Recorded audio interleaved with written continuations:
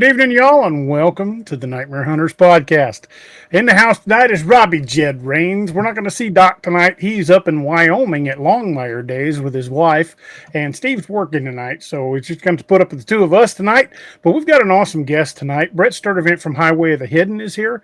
He's back with us for the second time, and we're gonna have a great conversation tonight. I think you guys are going to enjoy it. Brett, for those who don't know you, tell us a little bit about yourself, and we'll put your links up in the chat. Hey, how y'all doing? I'm Brett Sturdivant. I go by Polar Bear. I'm the host of Highway of the Hidden podcast. And got so y'all can see it right there. Yep, we cover everything from cryptids to paranormal to conspiracies. I've had the pleasure of having Dia and Robbie both on my show, and y'all should go check them out. We're available on YouTube, Apple, and Spotify. Awesome. Well, welcome back, brother. How you been? I've been good. It's great to be back. Finally made it back. I've been waiting. I was like, you know what? Let's do it. Let's get it going. Well, last time you were here, we talked about discussing Antarctica and Atlantis, and I think we've got some interesting stuff to talk about tonight. Plus, there's a few other things you were wanting to talk about too, but we'll get to that. We'll get to that later on. But I've always something with the about the Atlantis and Antarctica connection. I believe there's something there, and I don't think the original story of Atlantis was that it was a continent, and that it sank beneath the ocean, and we're finding now that may not be completely true, and I think it was more of an empire than it was a continent, because how far-reaching it was.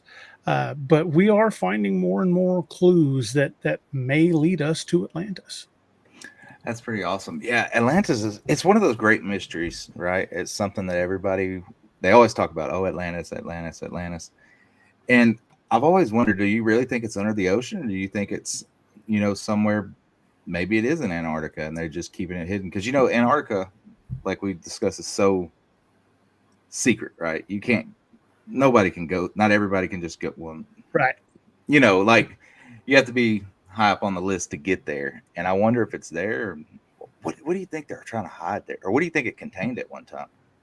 Well, it's funny you should mention that. Because in the 8th century, a Turkish admiral named Piri Reis compiled a map from what they believe was much older maps. Now, the Piri Reis Map, for centuries, we didn't have a clue what it was until we just knew it was a coastline with settlements that we didn't know where it was at. Didn't match any coastline we knew about it. Until 1972, when the United States Navy was doing deep sonar soundings of the ice shelf at Antarctica. And what they discovered would later prove that the Piri Reis Map is a map of Antarctica without ice on it. Okay. Yeah. And it gets even weirder beyond that. You ready to jump down the rabbit hole with us there, brother?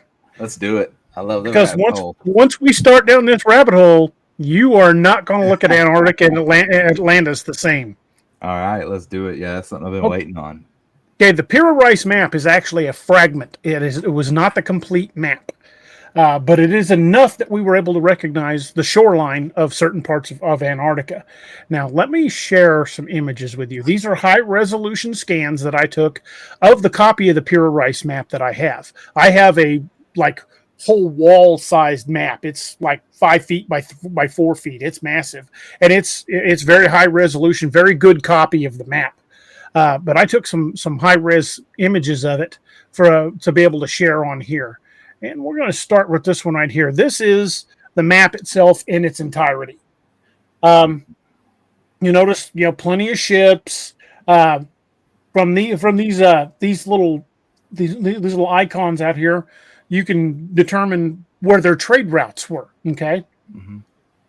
And we start looking out here. You notice out here on the edge of the map. And granted, this isn't a good enough resolution to read it. Even the map I have is not really good enough to read it. But even if I did, I don't read ancient Arabic. Yeah, I was going to see. But look right here. That looks like almost like two werewolves holding hands, right? Yeah, like a couple of dogmen. Yeah, like some dogmen holding hands with some Arabic written on it. Oh yeah, crazy. It gets better. How about this one? Does that not look like the map in Guari from South America? Yeah, It's described as having the face in the middle of its chest. and then look, that And should we've be got another dogman-like creature here. No, we talked about that. We thought that might be the Kushtaka. Yeah, The it could what? be that as well. Yeah, this one. Yep. So what is that? What is that? The Kushtaka. Alaskan legend of the Kushtaka, the Otter Man. Oh, okay, Otterman. Yes, okay, I know Otterman. I just didn't know that name. Yes, Otterman. This is a species of deer we don't have. Oh, I ain't never seen a deer with tusks coming out of his. no, Or or even straight like a wolf type tail on the end. Yeah. And some sort of cow. The unicorn. Wow. And this thing looks like, well, it looks like a giant weasel. Cat snake. Cat snake. Cat snake. It reminds me of the cat dog tail. I think that's in Connecticut. This looks like a parrot. So if there's parrots, parrots are tropical birds. So are they saying this area around Antarctica was tropical? Yeah, because they wouldn't draw it for no reason. That's not just a doodle, Right. a doodle map. They had reason to put that because there's a bunch of them. Like there's a bunch of parrots. And it's not just that. I mean, this has listings of settlements. Got an elephant type creature. These look like temples, castles. So That elephant looks kind of like a Dinotherium, which is its tusk is its trunk is much shorter. Mm-hmm. Oh, somebody said they found that deer in Vietnam. The tusk. Similar. It's not just like that, but it's very similar to it. And what is it? I guess that's a god sitting up there on the very top, right there. Those two would be gods. Those people. I'm assuming, or maybe they're traders. Yeah. Or this looks like almost like an emu or an ostrich. So I wonder if you think that would be what? See if I can flip this around. There we go. There we go. Oh wow! So it would be okay. So yeah, it could be like India almost, maybe. Well, if this was a hand-drawn map done by Piri Reis or one of his men, this guy looks Arabic. So that might have been something he put in. But the rest of the stuff, where would he have seen it? Right. That's what I'm getting at. Where would you see? Because you got to think you're drawing a map for a general. You're not going to just make up some creatures and say, "Oh, these are here." This is their trade routes. This is where they knew to get their supplies or whatever. And they are demonstrating numerous settlements. Yeah, a lot of them, and they're like building settlement, like they're towns. Yeah, some of them look like castles. Yeah. So it looks like all the cryptids would be on this side of the map, on the left side. There's another animal of some sort. Yeah, that one's kind of faded. It looks like, I don't know. It's hard to see. Like another one of those deer things. Maybe.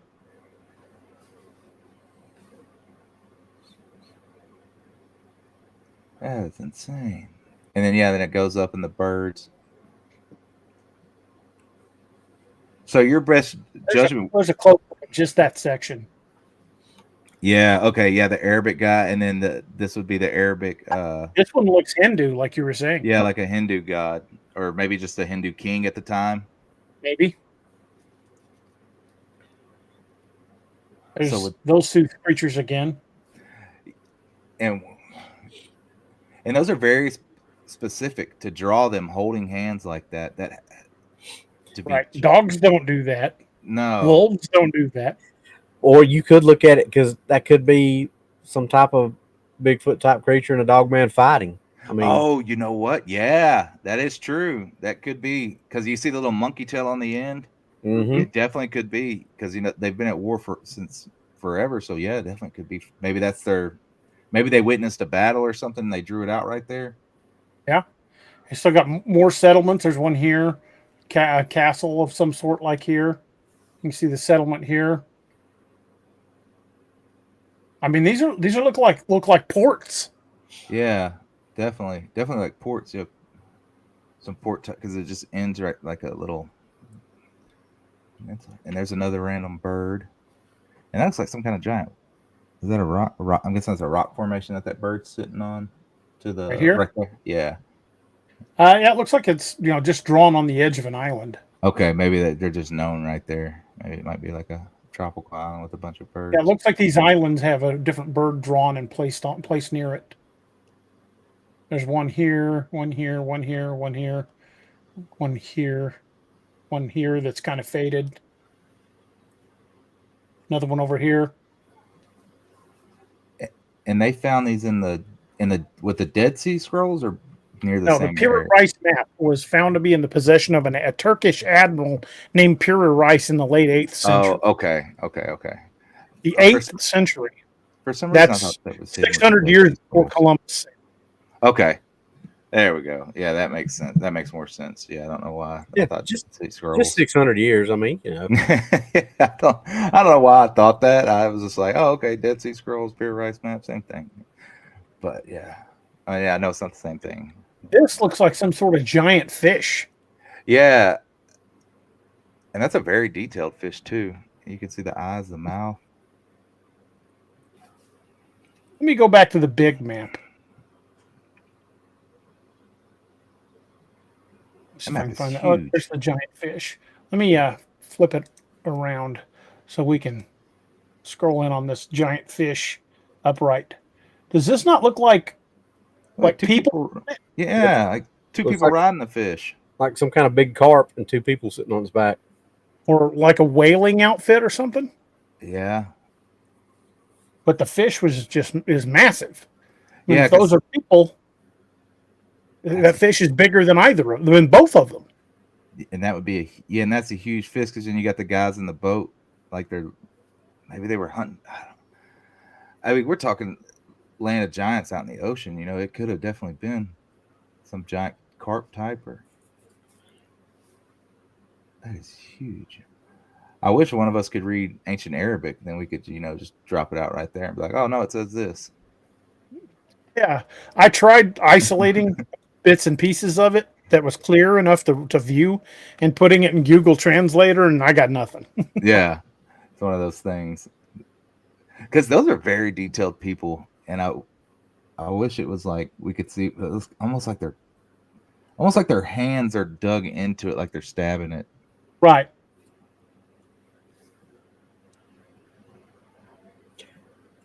That looks like a man and a woman now that you Yeah, bring it in. And like a I man on think the left, woman on the right. if there's all of these settlements under the ice on Antarctica, it makes you Mhm. think that Antarctica might have been part of the Atlantean Empire. Right. Well, did you look at that book that I told you look at, Brett? When you were talking on your show? the The I la- looked at. Oh yes, the Last Hunter. Yes. Yes, I'm getting to that one next. That's my next Well- up. I have it queued up. I am reading it. It's queued up. This is what that book series is all about, is what's under Antarctica. And see, so the guy that wrote the book, he did some deep dive, and then to really get a whole story out of this, he didn't just look at this map once and say, "Yeah, let me draw this. Let me write all this." Yeah, that's up next. I'm excited to read that series. Yeah, Actually, it's like a 4 or 5 book series. So yeah, he gets it's really dang. Me and DA were talking about it after I read it, and there's a lot of stuff in that book that really makes you go, especially because we talked about the things that he said in that book, and then after that, I think is when we started digging into the map, wasn't it, DA? Yeah. And some of the stuff that we talked about before he and I had either really looked at the map, we're like, holy crap! Remember that we just talked about that a couple weeks ago, right? before we even knew about this map. That blows my mind right there. It makes you think, like, they found this map and somehow they leaked it, right? Somehow it got out, and now it's piecing it all together. But somebody out there has read this map. Somebody out there speaks the language and says, okay, this is all this here. This is right here. We got to hide this.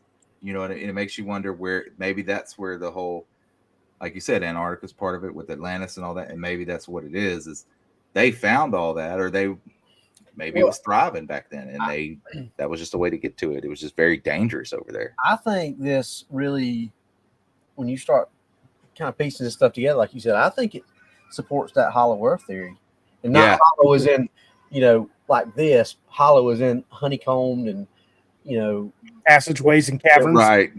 Different caverns and stuff like that.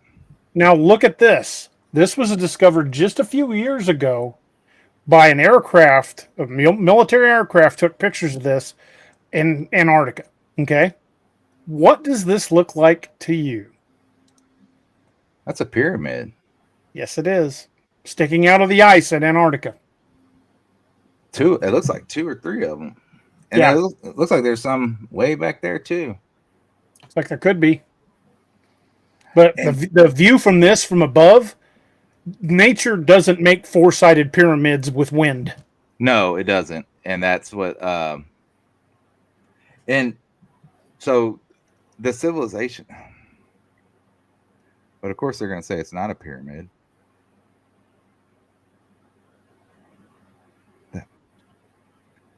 That's one of those things, right? Like that is literally a 4-sided pyramid.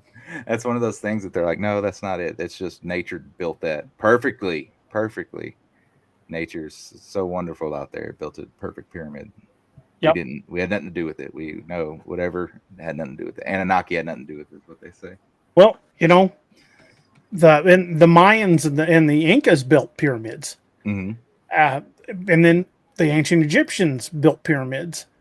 And I'm not saying, and even in Mesopotamia, they built a type of pyramid called the ziggurat. Who taught them all how to build those? Right. What if Atlantis was the society that existed before ours?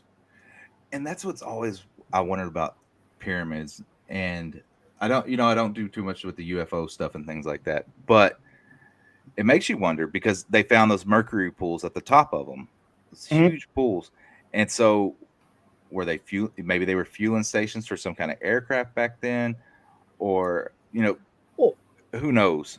What's the obvious question? Why can we not right now repeat that kind of building? Right. Yeah, we can't build like that anymore. Yeah. No matter what we do. Why? Well, I don't think we have the technology to do it. Okay, now let me ask you this question right quick, DA. See what Brett says. What happens if you cassette tapes? Are you that old, Brett? I know DA and I. Okay. I was born in the 90s, so I remember cassette tape, CDs and all that. You make your mixtape offline, your buddy or on the radio. Your buddy's like, "Man, I like that. Make me a copy of it." Then you make him a copy of it. He takes it, and his buddy's like, "Hey, I like that. Make a copy of it." What happens when you keep making copies of those copies of those copies of those copies? What happens to? Like the movie Multiplicity, they just keep getting worse. Yeah, they get worse all the way down, and then eventually goes from just hearing nothing. A+ to I want to eat a dolphin. Yeah, bring me a dolphin. So if we're copies of copies of copies of copies, we're not as smart as we like to think we are. No, we're if they figured stuff out like that without these supercomputers that we've got today, but we can't figure stuff out without this. Yeah, it's literally enslavement now. It's all it is, enslavement of the human population of cell phones, because nobody can go anywhere without it. And like I said, people don't figure anything out without their phone. When's the last time somebody actually went out and figured something out and didn't have to have a phone to give them chat GPT? I can remember being in school. I'm sure you can too, DA. And maybe even you, Brett. The teachers are like, you need to figure this out in your head because you're not always going to have a calculator with you. Yeah, they always said that. And then, well, weren't they wrong? Yeah. That's one of those remember, Brett? Do you remember how Plato originally described the city of Atlantis? No. It was a city built with interconnecting waterways in concentric circles. It started out with a very small circle, then expanded to another ring, then expanded to another ring, another ring, another ring, and all of those had canals between them. Okay. I don't remember exactly what year it was. I know it was quite a while ago when they first discovered it. Have you ever heard of the Richat structure? Mm-mm. That was discovered in, I remember, I think it was first described by people that were traveling the area in the 30s. But I don't think it was like officially documented until the 40s or 50s. And it's named after a scientist named Richard Millard. They call it the Richat structure.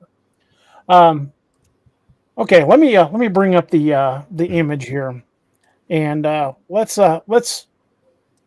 slowly unveil this. Okay, this is the Richat structure right here.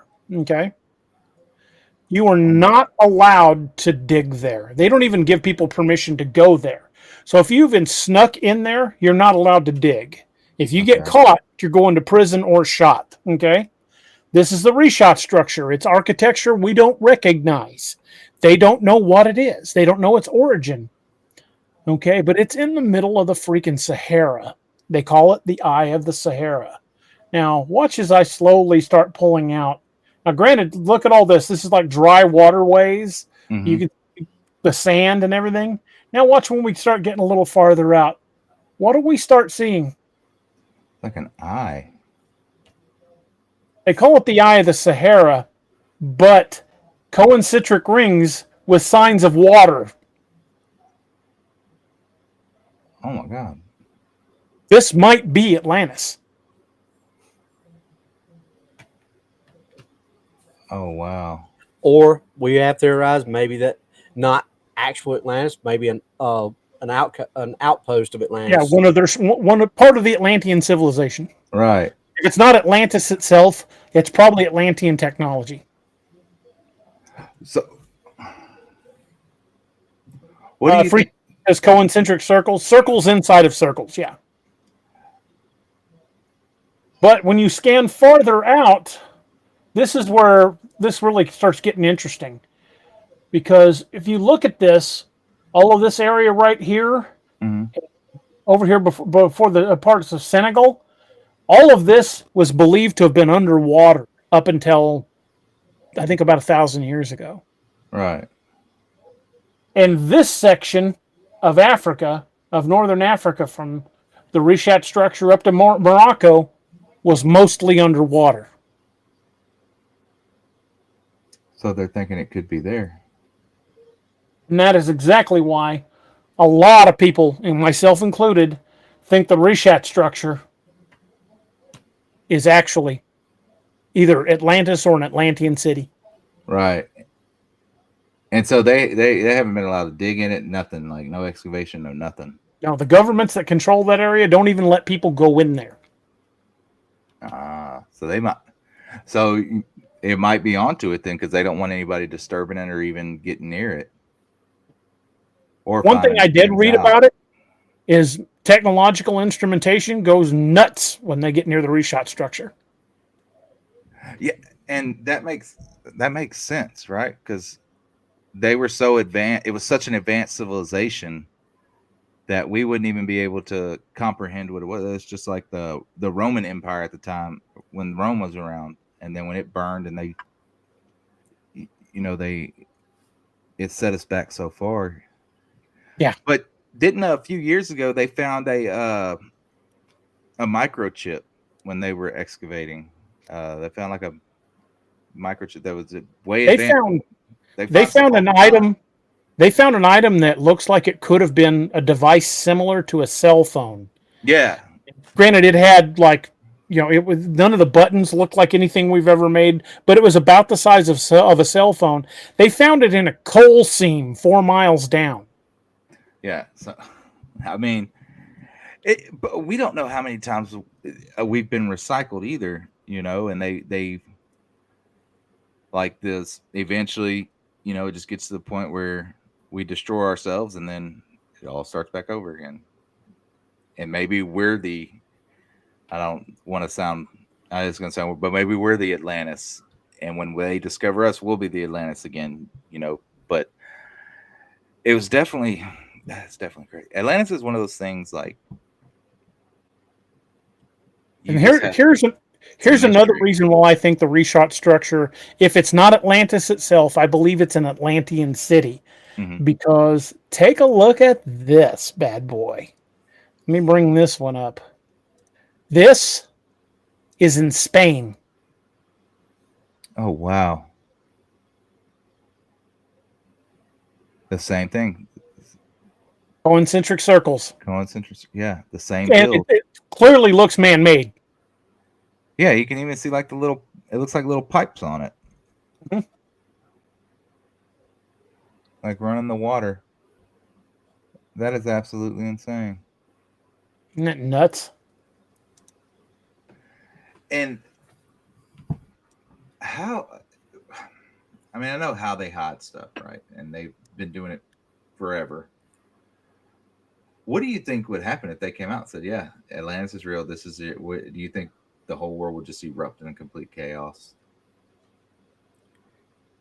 Definitely change everything we know about the evolution of modern man.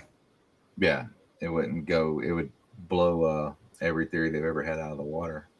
Or they told us that happened. But I was, you know, and it's just like when y'all came on my show, and you know, this is kind of off topic, but when we were talking about the I wrote it down, the Inca stones.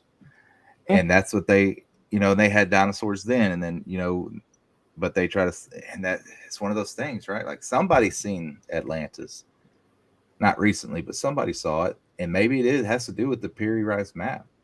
Maybe that's what, maybe that was their big trade route, was Atlantis, and that's why you've seen all the huge creatures and everything. And maybe, I don't know, it's all speculation, you know, we don't ever really know.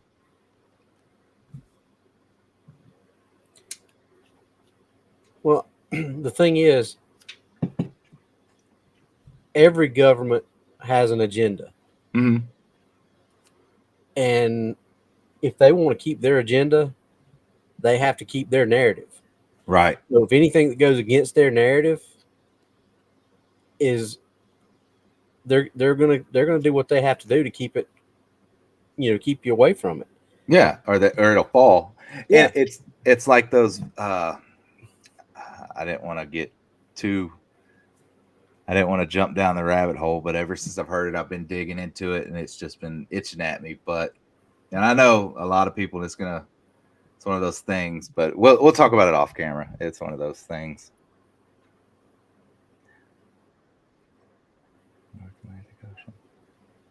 Now, the Richat structure is down about here. Okay. If this was part of the Atlantean kingdom, Mhm. look at some of these defined lines on the bottom of the ocean. Oh, wow. Yeah, they look like pipe, like how you would lay pipe in a underground or in a pipe rack, or however it's how you would lay pipe. And if you continued out this direction, you know what you would eventually run into? And it wouldn't even take that, it wouldn't take that long. Granted, it's on the other side, but you run into the Bimini Road. Oh, wow. The Bimini Road is off the coast of the island of Bimini in the Bahamas, and it is a paved road that starts out in shallow water just off the coast of Bimini and starts heading deeper. And it doesn't take it very long for it goes too deep for divers to track. So nobody will ever be able to reach it. It looks like a paved road. That is. Let me bring that up. I'll bring up images of the now. Bimini Road. Be a good one to bring up. You're blowing my mind. I didn't know any of this. Because I can't. We told you we was going down the rabbit hole, Brett. Hey, I love the rabbit holes, man. And this is a deep one. I like it. Because this is one of the ones that I'm like, okay, this is now it's all starting to add together. Okay. Let me open this image in a new tab. Save it. Give me just a second.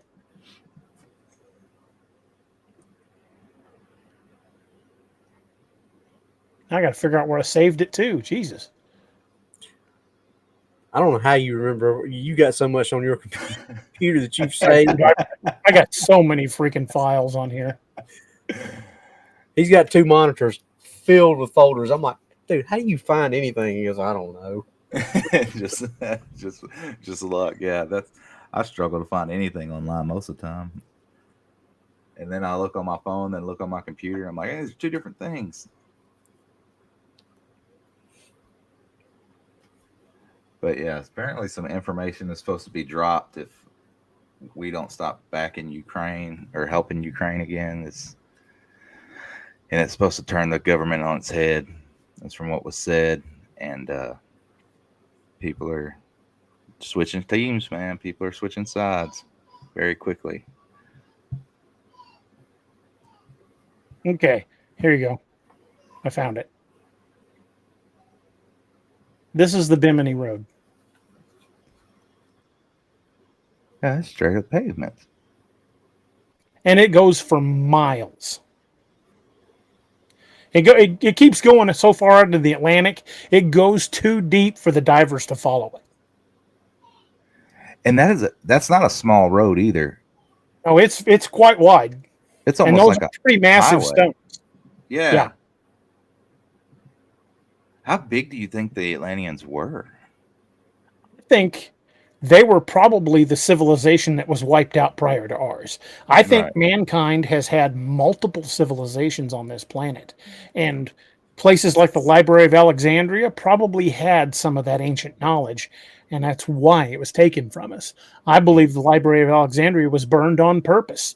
Mark Antony's fleet from the Roman Empire was in harbor when the Library of Alexandria burned.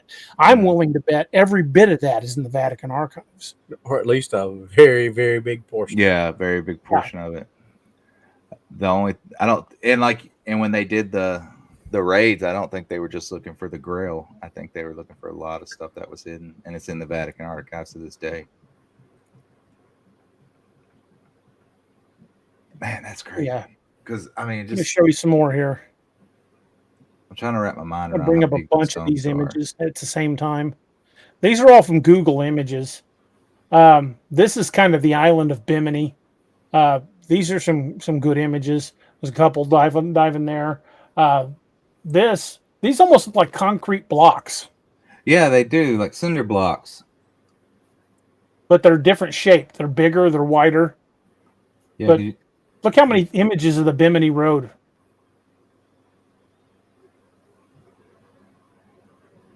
That is absolutely insane. Because there's people holding hands. They're spaced and that is out just off the coast of Florida in the Bahamas. That's at least 4 people wide. Yep. Maybe even wider. That would mean it probably 2 wagons pass each other. Yeah, like a 2-way, just a 2-lane highway. To me, that looks like a paved road. It does. I mean, it really does. What else could it be? Why else would that be there? You can't say, oh, that's nature made that. That's not a, no. Well, Hillary just said she had a teacher in high school who lived that theory, said there's no way that road was natural. That's not naturally occurring. I mean, like, look how they're perfectly lined up. Just like, if you make a little garden path in your garden and you line it with stuff, that's the way the human brain lines stuff up like that. Yeah, it lined up a road, and like I said, 2 wagons going. Why not have continual traffic? I honestly don't think Atlantis was one city. I think Atlantis was a global empire. I think it spanned to Antarctica. I think it spanned to North America. I think it spanned to South America, all over Asia, and even Africa. I think it was on every continent. And something cataclysmic happened to bring that civilization down. And our quote unquote civilization, dating back to the beginning of our history, is building on the bones of what they left behind. Mm-hmm. That would make sense. That makes total sense. But that was going to be my next question. What do you think brought them down? What do you think could? Because clearly they were very high tech. I mean, probably way past what we are. If that's an image, if the Piri Reis Map is an image of Antarctica without ice on it, that means that's probably before the continent drifted far enough south for ice to go on it.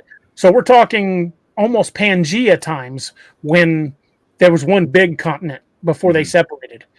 So we've also found fossilized evidence and this is something that's kind of taken the scientific world by set it's on its ear, so to speak. They found fossilized human-sized footprints in the same same rock. They found dinosaur tracks. So what if the Atlantean society dates back to the time of the dinosaurs? Kind of like the Flintstones, I guess. Only with an advanced technology. Yeah, more advanced. I mean, not using their feet. What if what killed the dinosaurs killed the Atlanteans? Yeah, what if it? Yeah, like it wasn't a meteor. Plato said, in a single day and night, Atlantis sank beneath the waves. What would cause a cataclysmic event to shift oceans in a single day? Excuse me. Got something in my... Yeah, but if it's still at the bottom of the ocean, that meteor strike that killed the dinosaurs would damn sure have done it. Yeah. So that's. But Robbie's also got a very valid point. And I'm not just talking about the Bible here. Every civilization has a flood story. Mm-hmm. Yep. So what if it does date to something like a cataclysmic or a biblical flood? The 40. What if that's what killed Atlantis? And here's the thing: it says in the Bible that the fountains of the deep broke open, which means it rained, and the water was coming from below. So basically, you were having water doing this. Yeah, sandwiching in between. And if these fountains from the deep broke open, when that water receded, there's no way all the water's going to go back to where it was. So if Atlantis was there and it was on ground that was like right at or below, just above sea level, it's gone. Yeah, because I thoroughly believe that what we live on the land masses is a graveyard of what it used to be. Yeah, and because this earth is 70% water. Mm-hmm. It is beyond imagination what is below those depths to me. Right. So, Hillary says, where does Pangaea come into play concerning Atlantis? I'm just tossing out a theory here that perhaps Atlantis existed during the days of Pangaea, or its roots do. Its roots of its first forging of the civilization dates back to the Pangaea times, because that's about the only way you can explain why Antarctica didn't have any ice on it. Right. And that's when they said it was a jungle. Right? It was like real hot, real humid. It's tropical. Maybe that's where the parrots and stuff are coming from and the map. So do you believe in the oh God, I don't even want to say it, but the flat earth theory where there's the walls and the 7 different, or whatever. God, I don't like getting into it because I think I know there's some people out there, but I think it's the most idiotic thing out there. But with the continents everywhere and all that, and that we're just a little speck on it, and it's like a big, what is it? Claim it's like a frisbee almost. Mm-hmm. But yeah. I don't know that I buy that. I think the Earth is round. Yes. But, again, I don't know. I've never been to space. Yeah, I don't know either, and don't get me I've seen enough live video feeds. Yeah, watching a rocket go up and the video feed inside and seeing the curvature of the Earth to say, right, it's round. A lot of pilots, and some of them are guys I grew up with. They're not going to go, oh no, I'm part of a government conspiracy to tell everybody the Earth is flat. Yeah, my little brother's a pilot in the Marine Corps. Okay, yeah, I couldn't. People have tried to fence me on. I've watched videos on it, and I'm like, I can't do it. I can't get into the Earth being flat. Now, can I get into the dome theory? Certain parts where they try to launch a rocket and it'll hit. I can get into that, but Earth being flat now. This is Pangaea. Antarctica was actually north of Australia. Okay, so then that would make sense with it. Why it would have been tropical. And would also make sense why only part of the coastline is on the map. So maybe all this was Atlantis. I wonder if I could find a very accurate, because this is obviously just drawn, but I would like to find a very accurate model of Pangaea and compare the Piri Reis Map to it. Ooh, because if it's Antarctica without ice on it, then it's got to be this section of coastline right here. Yeah, where he drew it. That's actually, yeah, that's pretty good. Compare the two. That would be really good. See if I can hunt up a really good copy of the Pangaea map. You know how, and when we I were take- looking at those guys, right? That one looked Arabic and the other one looked Indian. Like it could have been like right there somewhere. Like Yeah. that one part. Yeah, let's see. Well, there's the Indian subcontinent right there. And Yeah, at one point, it touched Antarctica. Yeah. Yeah, So if you'll check the co-host chat, Rodney sent something that you might want to look at. Give me just a second.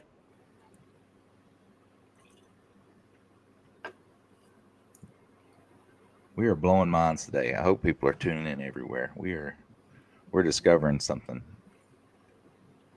Okay, I'm going to bring that up that it just Rodney just sent. I need to change my view on this and bring up something else. Sorry, hold on a second. I was not expecting that, so give me just a minute.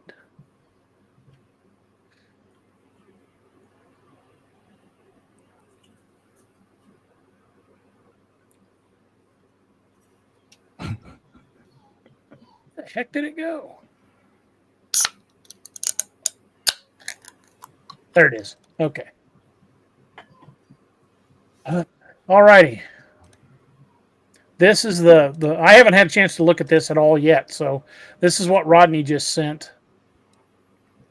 This is apparently the Piri Reis Map translated. Oh God. Okay. This is what Rodney does. He gets into stuff like this. Hey, that's awesome. I'm all for it right there. River of Gold. It says right here, these monsters are 7 spans long. Between their eyes, there's a distance of 1 span, but they are harmless souls. Huh. And it says in this spot there are oxen with 1 horn, and also monsters in this shape. This one. And this land is inhabited, and the people are plentiful.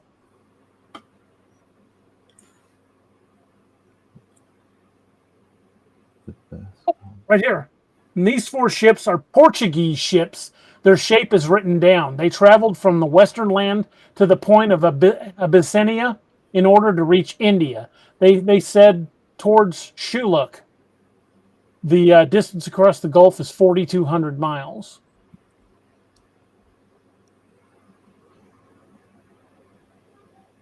Gold. Canary Islands.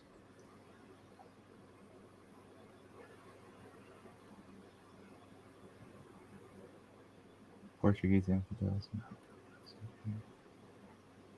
Huh.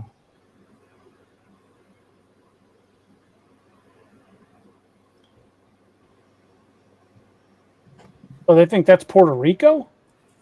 Oh, wow. Well, that's a whole different ball of fish if that's what the Piri Reis Map is. It's a whole different thing.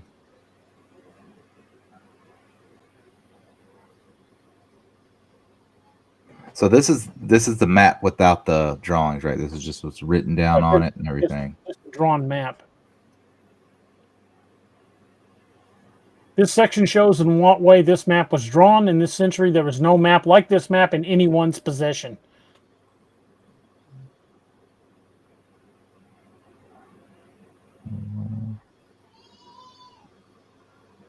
That can't possibly be the Atlantic. It's not wide enough for these land masses.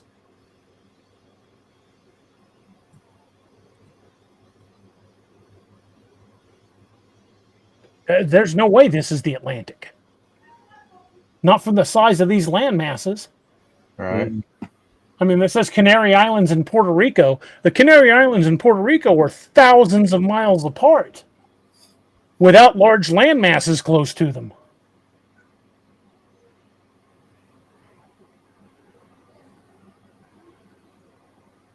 Well, this is interesting, but I still think based on the shoreline, I think the Piri Reis Map is Antarctica, because this doesn't make sense. None of this matches anything close to North and South American coastlines. Because if this is Puerto Rico, Florida would be up here. Yep. Right. It wouldn't be way down there. And the Gulf of Mexico would be right here. Well, I guess they call it Gulf of America. Gulf of now. America, yeah. The Gulf Gulf of of America, man. America. So this has been labeled with locations and near Europe and the Gulf of Mexico, but it doesn't. The map doesn't match. Not even close. Maybe it's just meant to throw you off.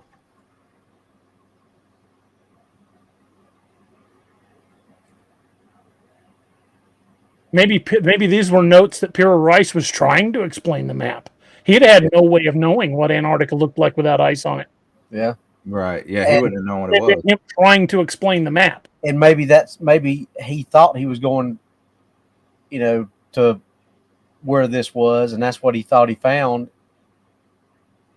But that's not what he found. What he found was Antarctica.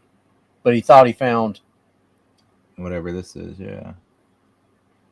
Which, I mean, they did that all the time, though. They always thought they were somewhere where they were supposed to be, and they were in somewhere else. Yeah. Rodney asked if you can compare that with the original map. I don't think I can get them up on the screen at the same time. Let me try.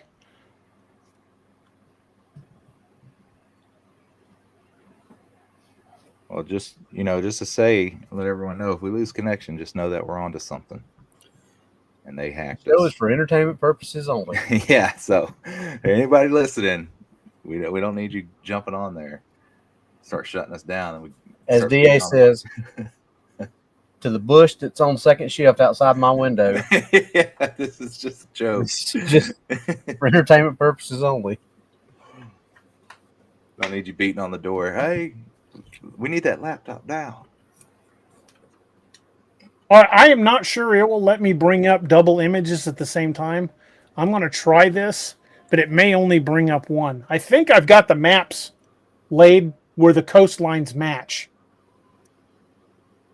I may have to see if I can combine them into one image. Let me try and see if it'll let me bring them both up at the same time. No, it is not. It will not let me bring them both up. So give me just a second. All right. I'm gonna have to do some finagling.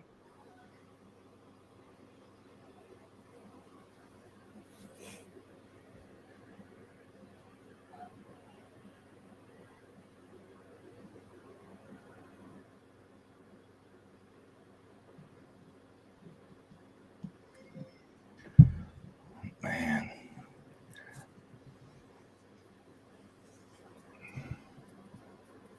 I mean, I think we could be on the verge of another reset here pretty soon too, though, with Yellowstone and everything going crazy, animals running wild.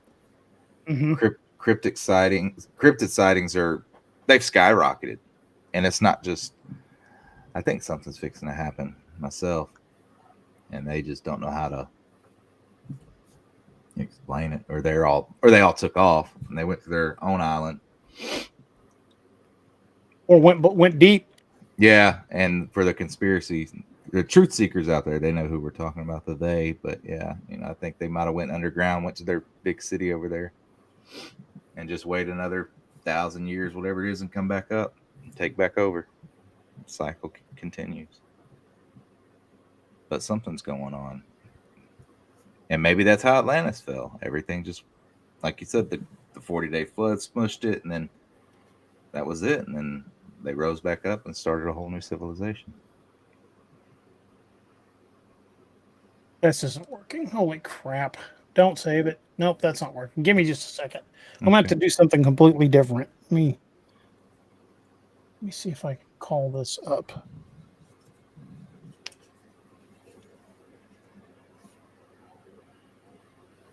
Keep your fingers crossed. This might work. Or it might not.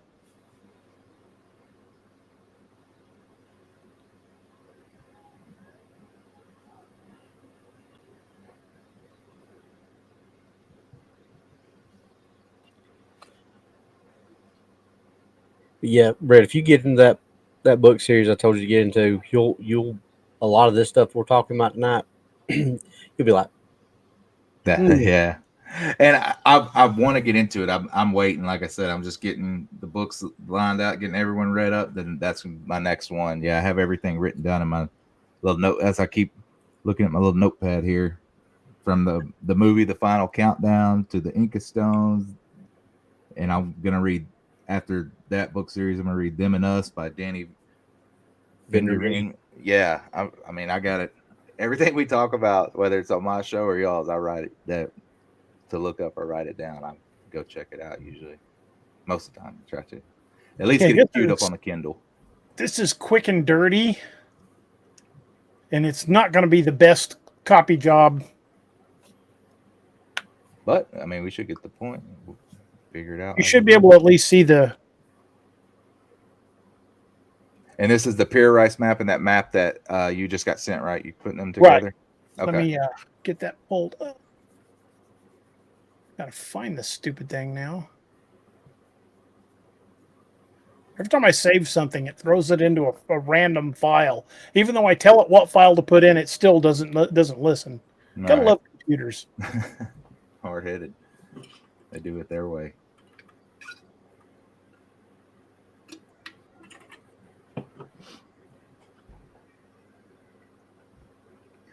Just like AI, people are saying AI is so good, but the guy who created the ChatGPT, he carries it in. Chat DA. That should help you. He carries a shutdown button in his backpack at all times, just in case.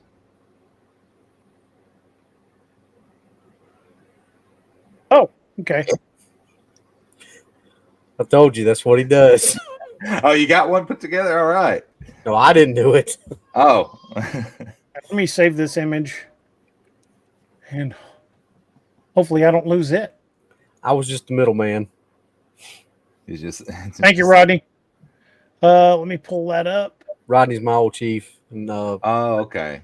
that's what he does. That Helps out with it. Good with computers. Oh yeah. Okay.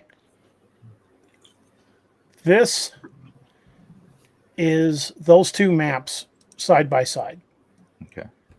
And Rodney found the same thing I did. It looks like this is the best possible lineup you can get. Oh, wow. Notice we got the shorelines here, Mm-hmm. shoreline here, the map.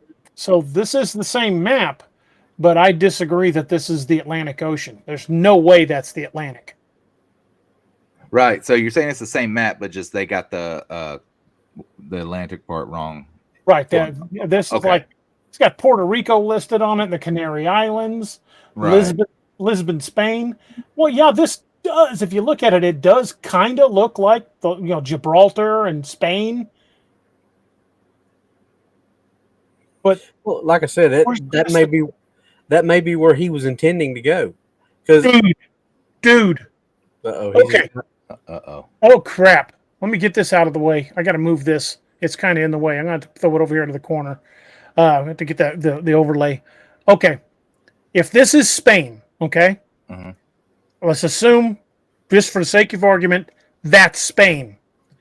The Eye of the Sahara is right here. where are you pointing at? Right about here. Oh, wow. If that's Spain, the Richat structure is right down here.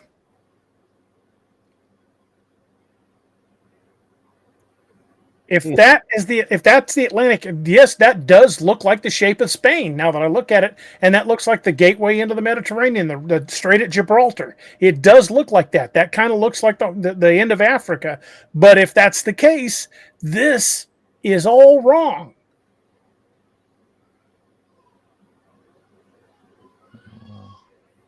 These continents would be much closer together than they are currently. All right. And those continental drift doesn't happen over a couple hundred, even a couple thousand years. Continental drift happens over millennia. I mean, the continents are still drifting, but it's at a rate of like a half an inch a year or something like that.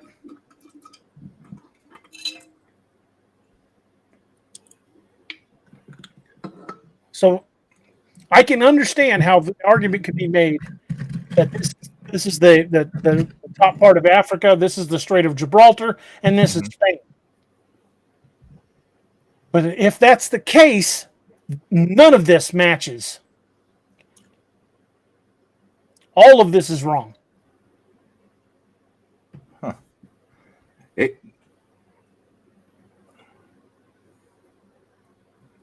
me a second. You're onto something here.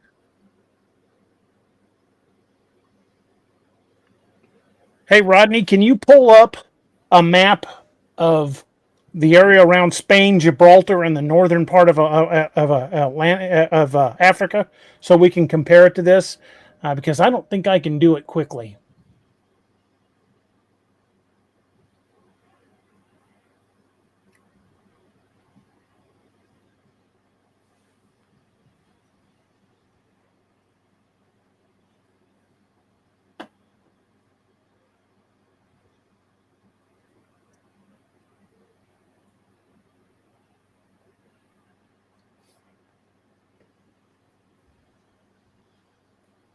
Guys, that does match. It matches Spain, Gibraltar, and the northern part of Africa. But it doesn't match the rest of the other side of the ocean. So then it's not the Atlantic. Because if you look right over here, you look straight across, over here, this is where it says Puerto Rico and the Virgin Islands. But you know what is currently straight across from Gibraltar? If you go straight across to Gibraltar, you run into Washington, D.C. I didn't know that. All of that is thousands of miles south. So these maps don't line up. No. Even though that does look just like Spain and the upper edge of Africa. And yeah, the eye of Africa would be about, let's see, if this is Spain, this Morocco would be right here, and the eye of the Sahara would be about here.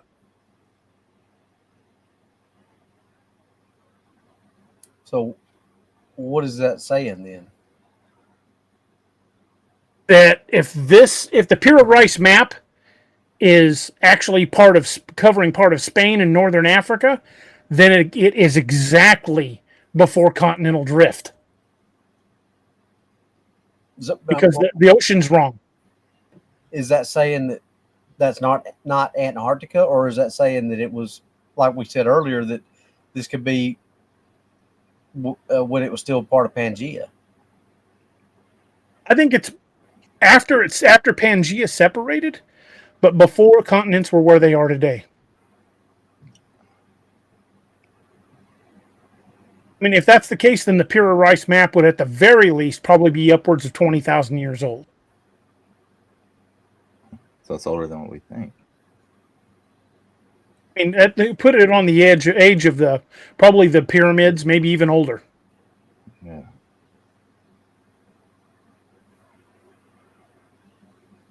Wow.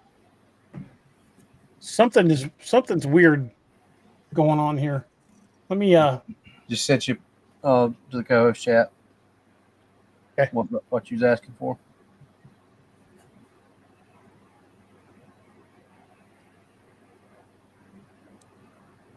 Well, I'm not going to be able to bring that up. But yeah, it does look just like the Strait of Gibraltar. It really does.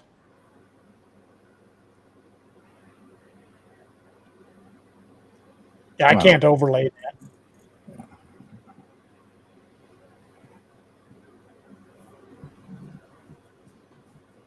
Guys, the more we dig into this, the more I'm freaking out. Yeah, I'm confused. I'm freaking out. I'm like, what is going on? But think about DA.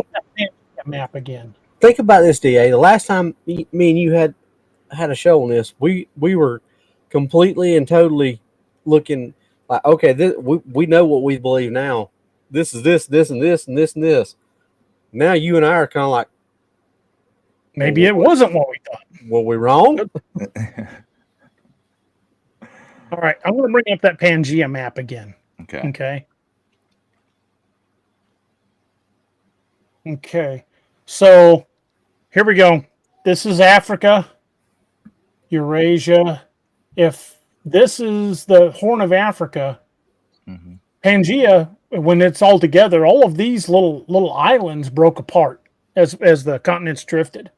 So that being the tip of Eurasia, and that being the end of Africa, it means somehow these two got closer, or yeah, because there's this for this to be separated, there would have to be water here, Right. and the water would be probably here.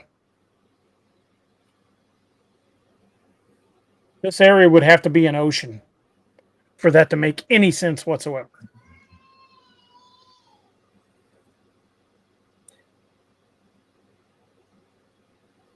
So what if the Piri Reis map isn't Antarctica? What if it's just, shortly after the continents broke apart?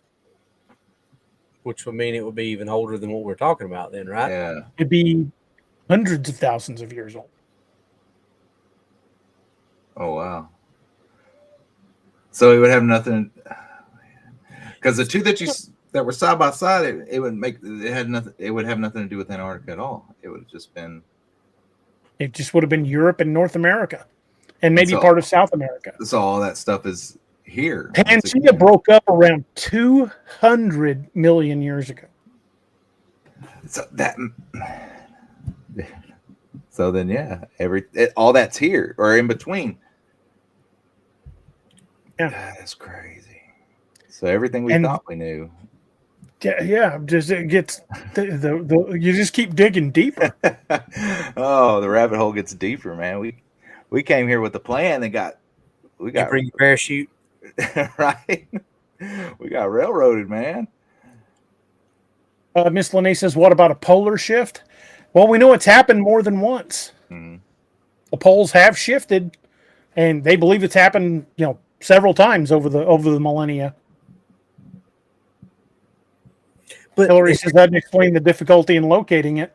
But here's the thing with that, though, DA, that we have to throw that in there. The elephant in the room, the 800-pound gorilla, whatever you want to say.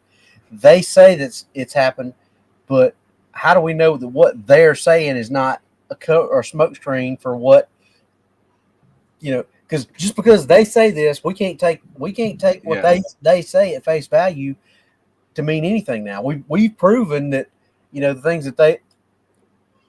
If the U.S. Navy did this survey and then they said that was Antarctica, what we just figured out right now, just within the past 10, 15 minutes, to me says that's wrong.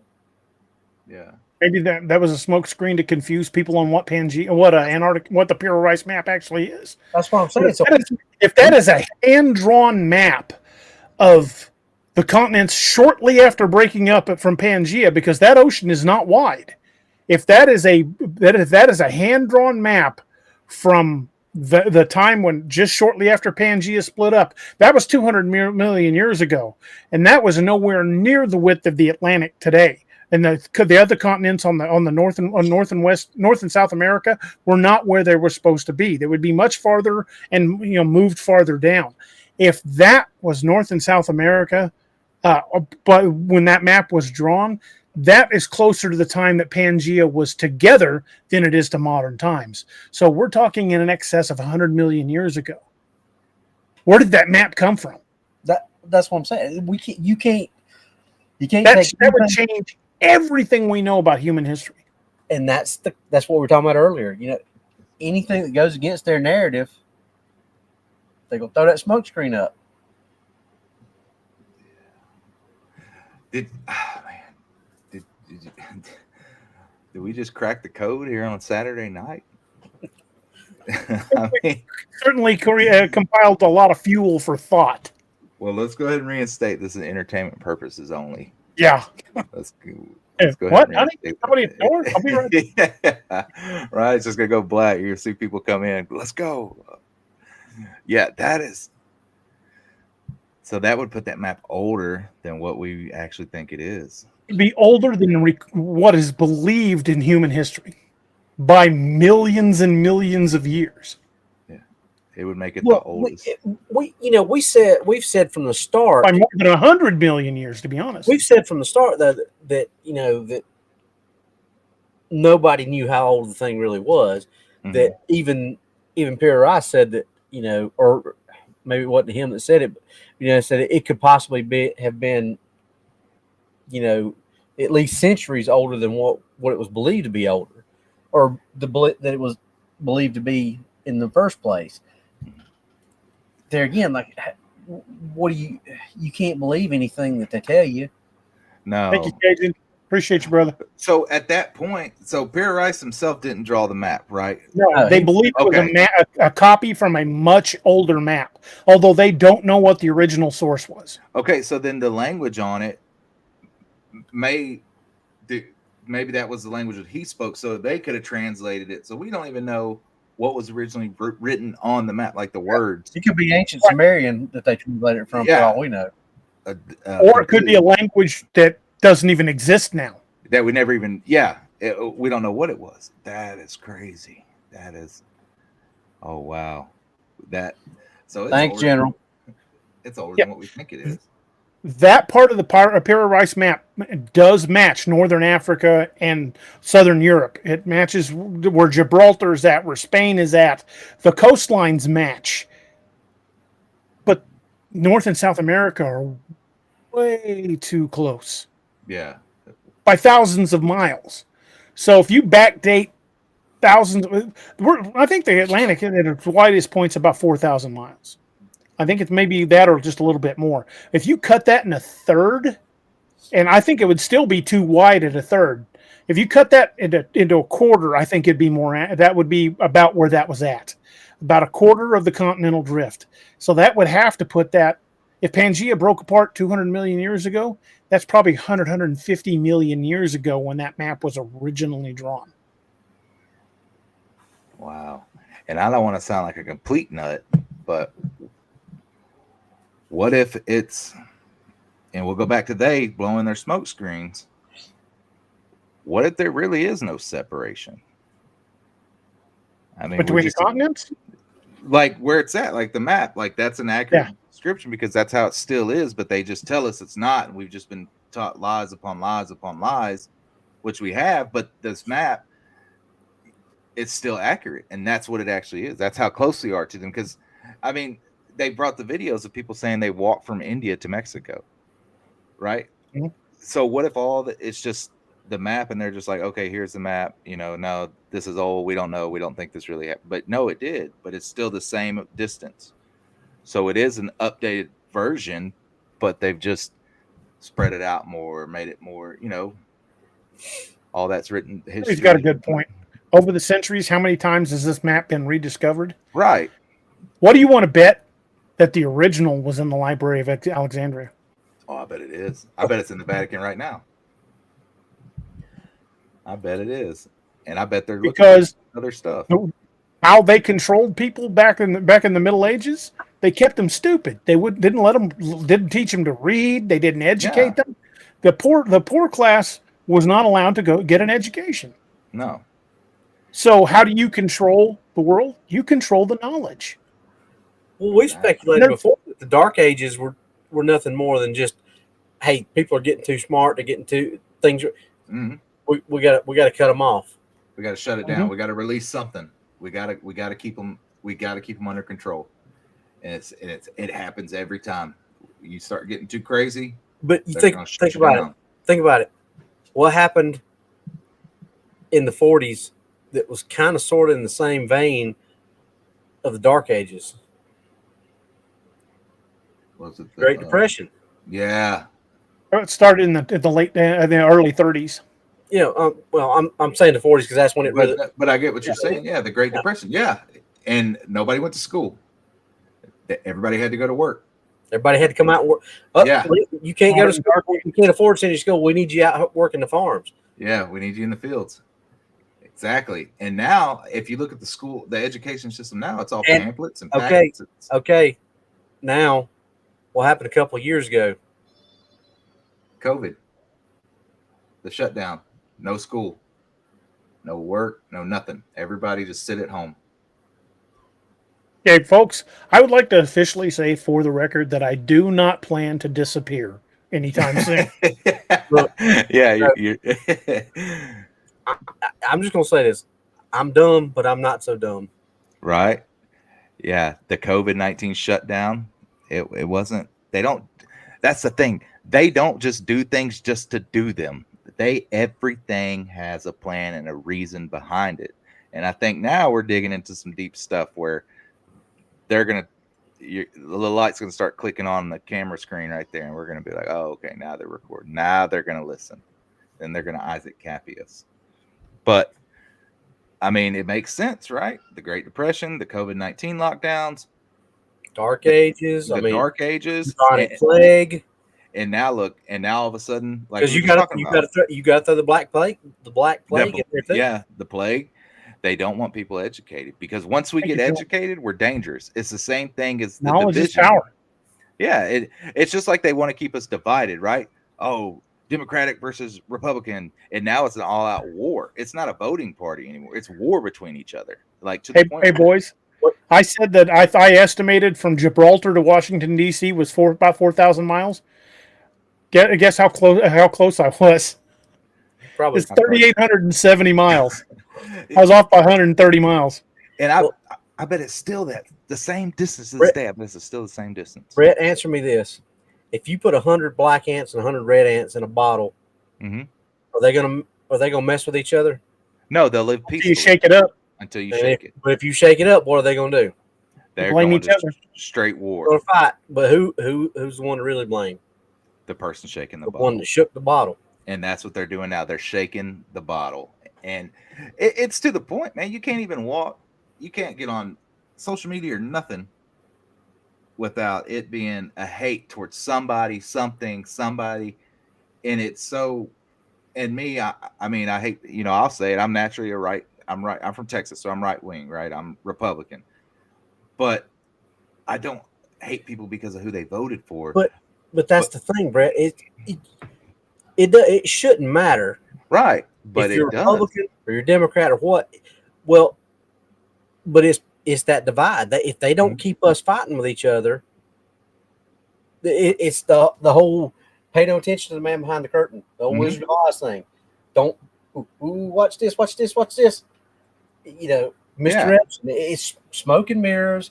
It's the prestige and the turn and all the magical terms that magicians use to get the sleight of hand. That's what it is. Because if they don't keep you watching this hand, you're going to watch this hand taking everything that they need to take. But they've got us focused on this hand right here while this hand's over here doing everything it needs to do. Yeah. Entertainment purposes only, but that's entertainment purposes only. But that's what they've done forever. Yeah, Leslie's right. Misdirection. That's what it is. A certain author friend of mine, I can't put his finger on it, has a chapter called Misdirection.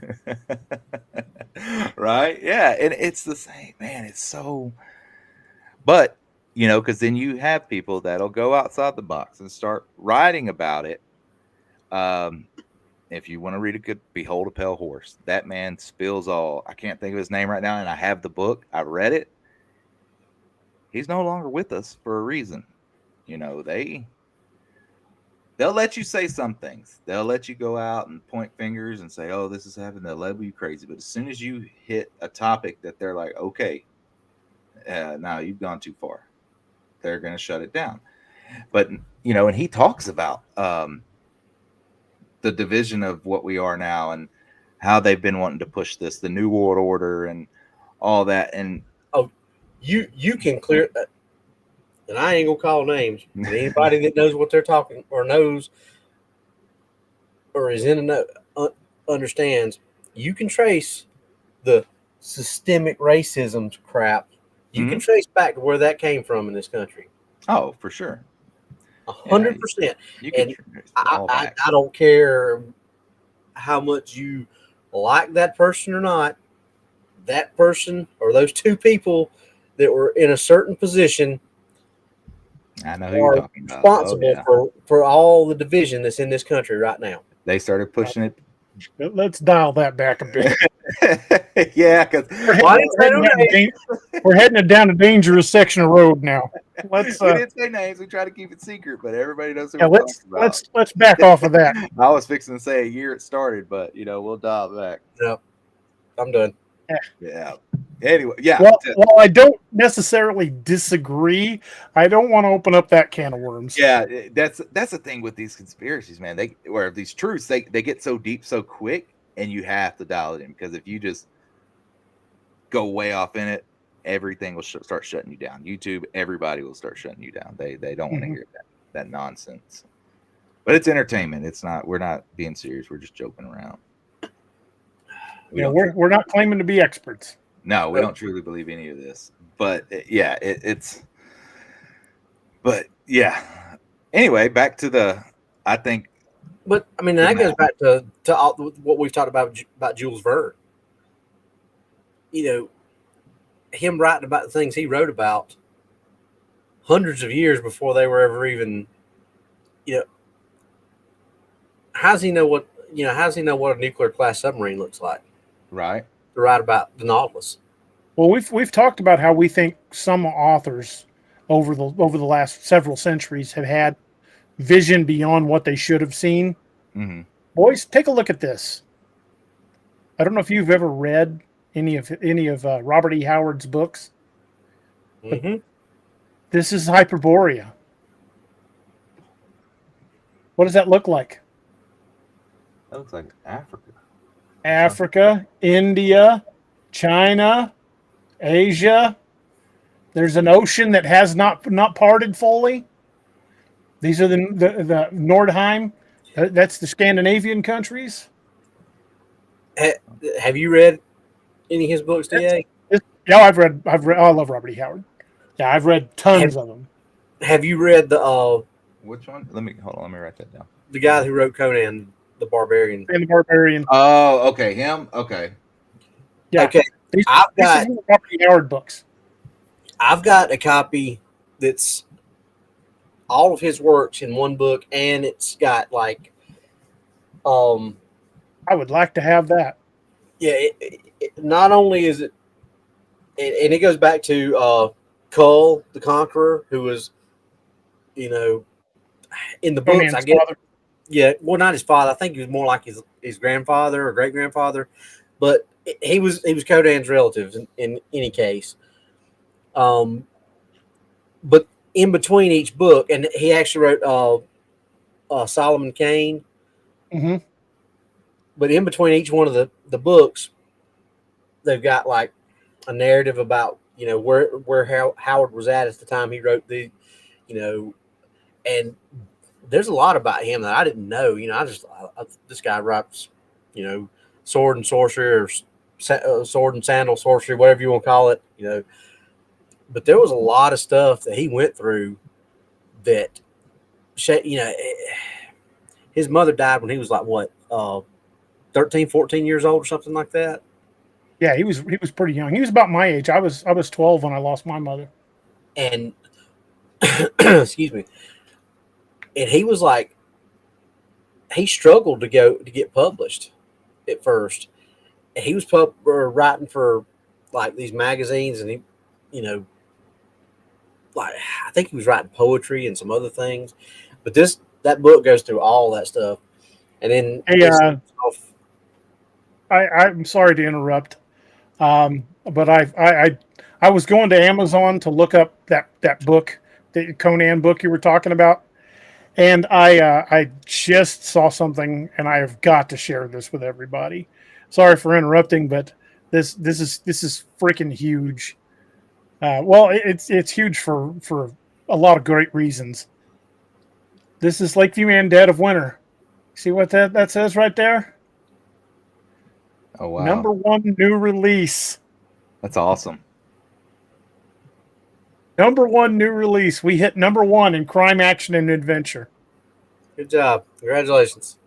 Holy crap. This is the first book I've had other than the Dark Frontiers books to hit number 1. That's awesome. That's amazing. I'm astounded. Thank you, folks, for making that happen. It's got 25 reviews already, too. Okay, I'll stop freaking out now. But I saw that. I was like, oh my god, I got to say something about that. Sorry. Anyway, go ahead, Robbie. Sorry. It's a good reason though to be excited, man. I'm excited for you. I don't remember where I was at. I think I'm you about were. Robert E. Howard. Yeah, and you said he had written about in his autobiography or his biography. No, it wasn't an autobiography. It's just it starts out with his like some of his earlier stuff. I mean, I'm talking about the stuff before, which Solomon Kane was before Conan. But if you like progressively read through all his things and see how he started forming the Hyboria that DA was talking about and the Hyborian age and all that kind of stuff, you start kind of thinking, dang, where did he get all this stuff from? Because it's like They created a whole world. yeah, it complete with histories. That's He did what Tolkien did. As I was about to say, Tolkien had to take an inspiration from Howard. Because that I'm pretty sure Howard was before Tolkien, wasn't he? Yeah, Tolkien passed away in 1972. Yeah. And Robert E. Howard died quite a while. When did he pass away? Like in the 40s or 50s? Oh, wow. 1936. Oh, okay. So he passed away before The Hobbit was published. Yeah. Oh, wow. Okay. But that whole world building, and He was only 30 years old. yeah, and it's amazing to think that he got the body of work that he got out as young as he was. Robbie, we're almost finished with 3 books. Can you imagine doing the volume he did on a typewriter? Oh, wow. Yeah. No spell check, no computer screen, no saving the file and going back and editing. You did everything on the typewriter. And if you screwed up, you took that page out and you started over. Ding, ding, ding, ding, ding. Sliding it back. But Some writers, like you said, Robbie, I think some writers have either glimpsed the future or glimpsed the far past. And I think that is what gave them the ability to create such vivid worlds. Now, I wouldn't be so egotistical to claim that happens with me. I'm just nuts. But guys like Tolkien and H.G. Wells and Robert E. Howard, some of those amazing writers, Lovecraft, they were writing about things I believe they saw, at least in their own minds. I mean, look at it from mine and your standpoint. We base a lot of our stuff on stuff that's in the real world. That makes it easy because how many times have I told you it's easy when when you've got a really good working knowledge of law enforcement or military or things like that. It's really easy to fill in the gaps that you need to fill in with. You got a lot of truth here, and then you fill in these little small gaps with the imaginary stuff. The stuff that you're making up. But people like Howard and Lovecraft and all that, they build the entire world. I didn't build my world is what's really out there. I just fill my little, my little bits of the story in along with the real world. They were like building the entire world from here. And that is amazing to think about how people do. I mean, I don't know.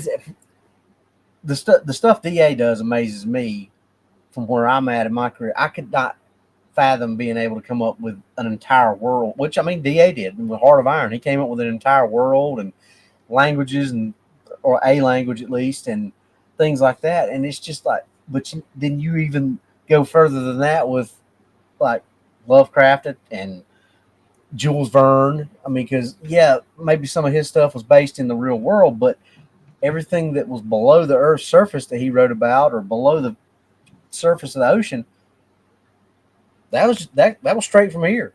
Yeah. So how do they come up with that stuff? How do they do that kind of stuff? I think like DA said, it's, there's a touch more than just being Looney Tunes like DA and I are. Oh, that's awesome. I started out writing on a typewriter. I published a couple of short stories years ago. And I know, believe it or not, I used to write a lot of poetry. There's a poem I wrote about Vietnam that I gave to my brother Danny. and it's hanging on a wall in the VFW post in Jefferson City, Missouri, where he was a member. And I'm really proud of that. And that I'll never, that's not anything that's like in a book anywhere or anything like that. I wrote it specifically for that, and they hung it. They had it put on a plaque and hung it. And to me, that's just a huge honor. But yeah, I started out writing on a typewriter, and 35 books in, 36 actually, 36 books in. I can't imagine doing all of that typewriter. Right, that's a lot, dude. That is a lot. I mean, I started out writing on typewriter too, but it was reports. Cole says, "Will we ever get to see those?" Dude, some of those were horrible. When I say they were bad, I'm underestimating. They were horrible. So no, most of those will never see the light of day. There was one I wrote when I was like 8. That was like 14 pages long, and it was about a talking horse. Yeah, no, that was not seeing the light of day. And his buddy Wilbur. And Wilbur. Just a talking horse. That's So he didn't say a horse and his boy or something like that. You know what it was about? It was about my adventures with a talking horse when I was 8 years old. So no, those are probably never, ever going to get published unless my wife does something with them after I'm gone.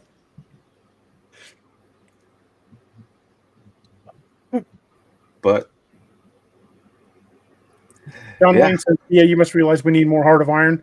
Don't worry, more's coming. I've already started the sequel. This one's called Leaves of Silver.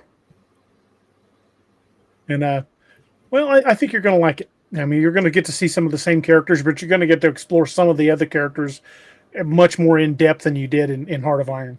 that'd be pretty cool. I loved Heart of Iron. That was a great book. It was. I liked it a lot. Once I got into it, I couldn't stop. Too. It was fun to write because Balkus really let me just cut loose. Because there's really not, he's not bound by modern laws or conventions. Yeah, he'll split your head with a hammer if you piss him off. He's fun to write. Whew. Wow. Boys, I'm just stunned. Oh, something else I needed to announce to everybody. I was going to do this at the beginning and totally forgot. For those of you who have been asking, every one of the books, including the new one I just released, every one of them is available on audio now. It took some doing and it took some time, but they should all be available now.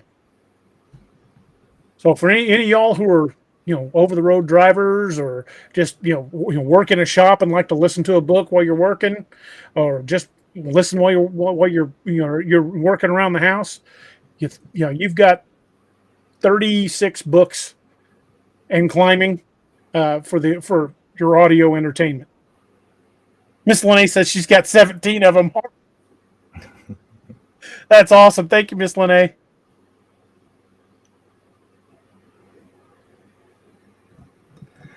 So, where are we going? Where are we steering to next, fellas? Where are we going next? I don't know. We're so far down the rabbit hole now. We are. I don't know. I'm we need stunned climbing right now. pitons and a rope to get out of the hole we dug ourselves into. I'm absolutely stunned on what we discovered here. Yeah, that blew my mind. It's just, yeah, even you could ask my buddy Phil, who was at the house last night. We were talking about the Piri Reis Map last night. We got my map out and laid it out in my living room floor, and we're looking over it.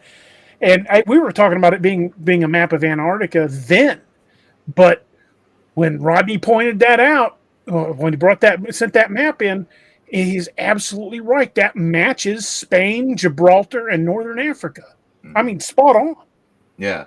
So it's not Antarctica at all. And back to what we were saying, now we don't know how old it actually is.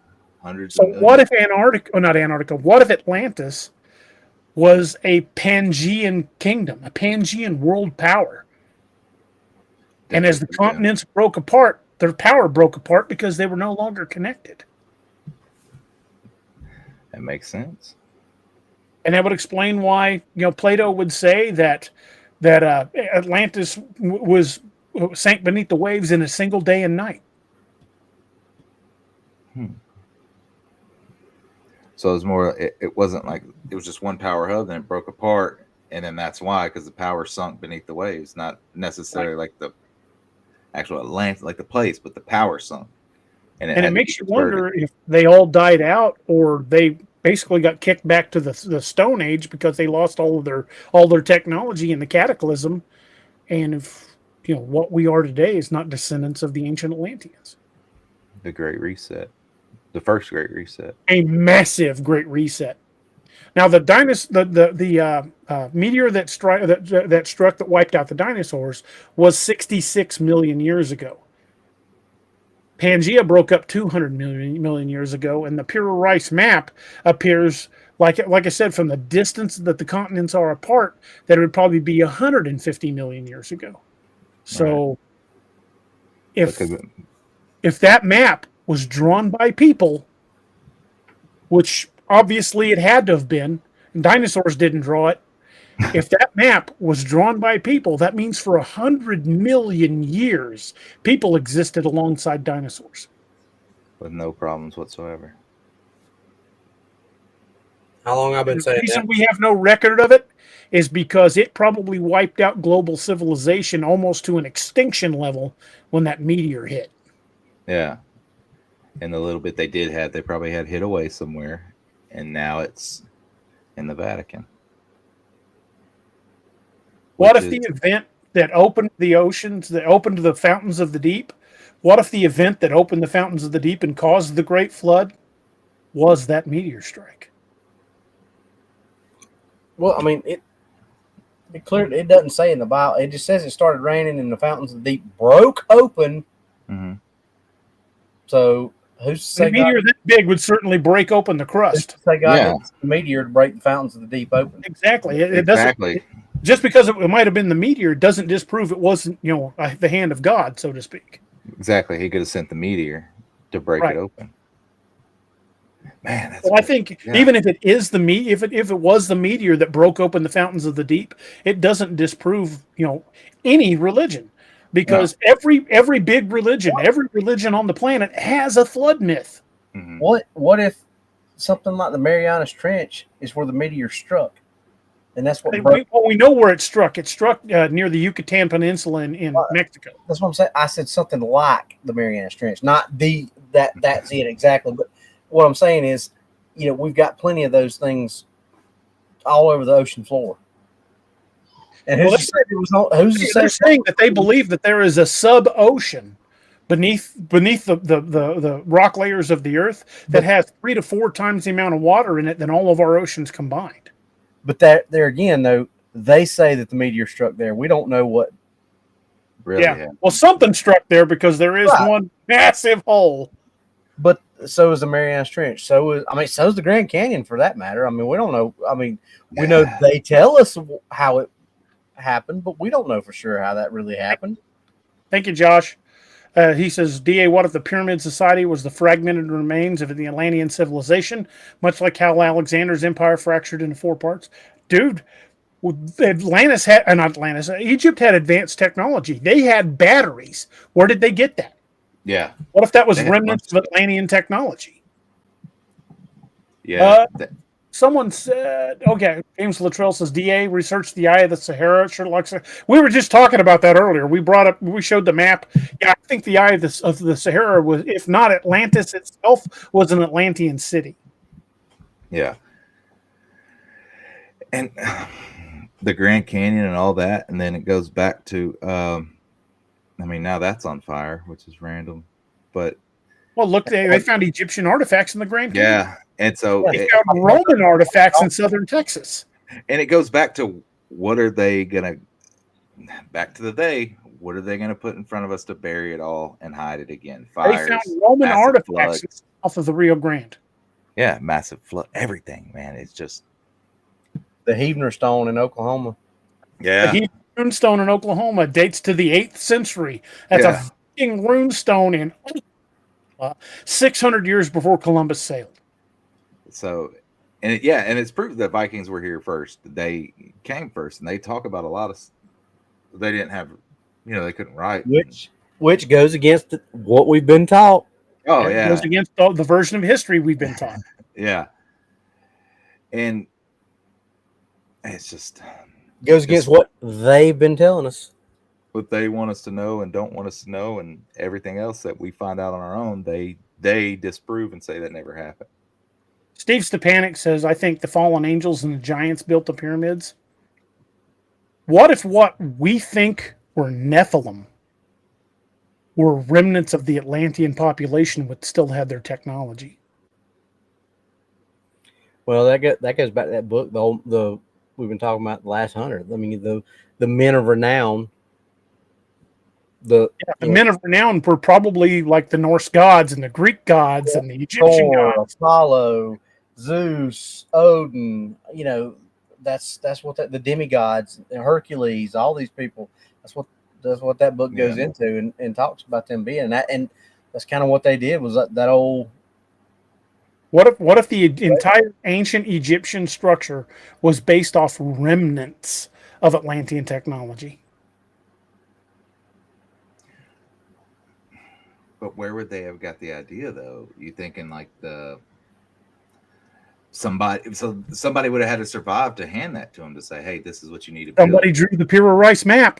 Yeah. So somebody out there at one time handed all that in and said, hey, use this. This is how you get it done. And that would be exactly why they wouldn't want us traipsing around Antarctica. Because if any of that stuff is under the ice, we could bring about technology this planet hasn't seen in millions of years. Yeah. And they don't want us doing that. They don't want us. That's the absolute last thing they want. Yeah. Oh, Eric's got a question for us. He says, with the changing of the months from 13 months to 12 months have thrown the years off enough that what we think how many years it's been actually less. Yeah, because the old Norse calendar was based on the number of moons in a year, not the number of months. It was 13 moons. 13 13 moons, and that's what the original calendar was based off. But they changed it, during the Roman Empire. They went to the Julian calendar. But yeah, let's look at, if you want to talk even, biblical scholars, the Council of Mycenae picked and chose which books of the Bible we get to read today. We don't know how many they discarded. Yeah. But what was in those what they call apocryphal gospels? What was in those that we're not allowed to read? I've read parts of the book of Enoch, and that's terrifying. Yeah.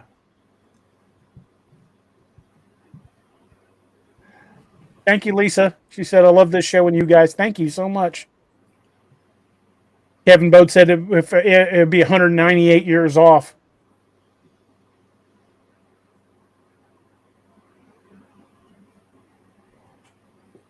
With them, but it goes back to the old thing, is what is in the Vatican that they're hiding that they don't want us to know about. They could have the drawings of the original pyramid and how it was built and everything, and they could have all that. That would also explain why the Inca stones have dinosaurs. Yeah. It makes sense that they were around, that they're that old, and we coincided with dinosaurs. We weren't running in fear from them like they make it. We know they found fossilized human footprints in rock that had dinosaur prints in it. Yeah.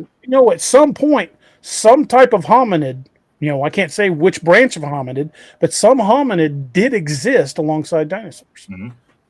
And they weren't wiped out by them. They weren't constantly in fear of a T-Rex. Steve says, have you read the Book of Giants? No, I have not. I'd like to get a copy of that one. Yeah, Vicky, we will never know what's in the Vatican.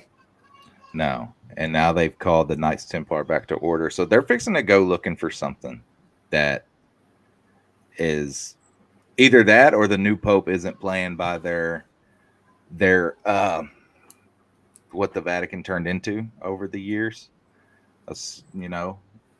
And maybe that's why he called him, because he's fixing to go all out war with them. And maybe that's why everything's happening, because he's... What, a new crusade? Yeah, and he's going after everybody and everything. That's a terrifying thought. I I mean, with all the evil in the world, man, maybe he's here to clean it up. And he's done playing their game. They put him in power, and he said, "Yeah, I'm not doing this anymore." And he called his soldiers back to arms. Because, I mean, last time, you know, they went after everything, and were looking for something. They were looking for the Grail and certain things, and they found what they were looking for. But because if you watch the video of the old Pope when he walks in and that man comes around the corner and he's scared to death. Well, what if this Pope didn't want to play that game? And he said, "No, I'm not going to do this. I'm a true follower of Christ, and this is what you're going to do." And they said, "No, we're not." And then he's like, "Okay, fine." And he called, and here come the Templars. Now they're back in power. And he's going to start eliminating. I know strange things are moving behind the scenes. Definitely. Something's moving. A lot of weird things happening in the world in the shadows. Somebody is scared in the shadows, and it's starting to show. With them firing HARP up like that to start these floods and fires and everything, they're trying to get rid of something. So there's somebody somewhere scared of something that's way bigger than us. Somebody we'll never even know about, but somebody's nervous. And that's why we tell people all the time, it's good to be prepared. Always, Keep an extra supply of your medication that you need on hand. I try to keep at least a month on hand at any given time. Get a water filter. Just like the Brita filter that you put on your sink is not good enough if things go bad. No. Get a life straw. That thing will even. They're like $20, and they'll filter up the 10,000 gallons of water, even minor particulates involved that are radioactive. Yeah. And now's the time, honestly, that people need to get ready. Just be ready. We don't know what it's going to be. We're not saying, it's going to be a nuclear fallout and all this, but we don't know.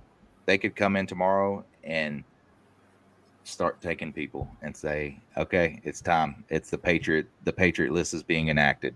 All veterans, law enforcement, people that have bought large amounts of ammunition that are on the list, they're coming to get them because they don't want a rising. We don't know. Just be prepared. Be vigilant." Leslie Tram says, "My husband has believed in the HARP conspiracy for years." Well, HARP's real. Yeah, it's not a conspiracy. This is 100%. It's not. It is legit. Yeah, they control the weather. They can do whatever they want at any time with that machine. How many government patents on weather control devices, DA? There's like 60 patents been issued. Let me see if I can find that. Yeah, HARP is crazy. What was it months ago, maybe a year ago? I want to say, I forget what country. It was Middle East. They got hit by an earthquake. They were having a rebellion over there. They got hit by an earthquake, and one of their tweeted or something out and came out and said, "No, we're good, America. We don't need your help. Thanks. We got it under control," because they saying HARP caused that earthquake, which it can. It's a very real machine, and they use it. I mean, look at when North Carolina got flooded, right? There's no reason a Category 5. I'm from the coast. I know what hurricanes do. Once they hit land, they die down. They do not stay in strength that far inland, and especially stay Category 5 strength to where it's causing massive flooding. And there was something they wanted there, and the town voted against it, and they were going to get it regardless of what you want. Yeah, BlackRock got the contract to mine the largest lithium deposit in the United States under that area. Yeah, BlackRock. They got the contract 3 days before the storm hit. Yeah, because the town said, "No, we don't. We want to keep our town." "Oh, no, you're not. You're going to move, and you're going to do what we tell you." And I drove through there not long after that on the way to Ohio to meet up with DA for a conference we were going to, and I told him it looked like a war zone. It was devastating, man. Those people didn't deserve that. That's up in the effing mountains. Yeah, and a hurricane? Hurricanes stay on the coast. They don't go that far, dude. No, and it's like the Texas floods that just happened, right? 25-foot walls out of nowhere. Yeah, these are all. You can Google these patent numbers. These were all U.S. patents filed for weather modification equipment. Oh, look at that one in 2020 hurricane. generation of hurricane, tornado, and typhoon, and yellow dust. Wow. Not saying I need to get out my tinfoil hat, but somebody does. Yeah, I mean it's definitely here. That and in Texas with the floods, and they're still trying to flood us out. And I don't know why they always go after Texas. They love coming after us. Because Texas is big enough to stand on its own. Yeah. Yeah. If we ever went to something like the Civil War again, and Texas decided they wanted to stand, and just a few other southern states went with Texas. Oh, that's it. Yeah. Yeah, we've That's why they always go after Texas. Yeah, it's a, what did Joe Rogan say? It's a warrior state. If South Carolina and Alabama, decided, I mean, granted, we got a lot of feisty people in South Carolina, and I know there's a lot of feisty people in Alabama, but they'd laugh at that. Mm-hmm. But, Texas decides, and then South Carolina and Alabama say, yep, we're going to go with them. And then they start getting, then it's going to cause a sweaty, as they say. Yeah, they're going to get nervous then. And what's crazy is it's if something like that were to happen, we're going to suffer, not them. They're going to go underground. They're going to go to their bunkers, and we're going to suffer. And it's crazy. And that's what it is, And that's what makes me think that why the Templars were called back, because they're going to make them suffer this time. They're going after them now. I could be wrong, but from the videos I've seen on it, that's what it looks like. Those men, they don't look, if you watch the video, they don't look human almost, right? It's real. The way they're marching, there's definitely something either really holy in them or really evil. You just have to decide that for yourself. It looked holy to me, but something's with them the Templars this time.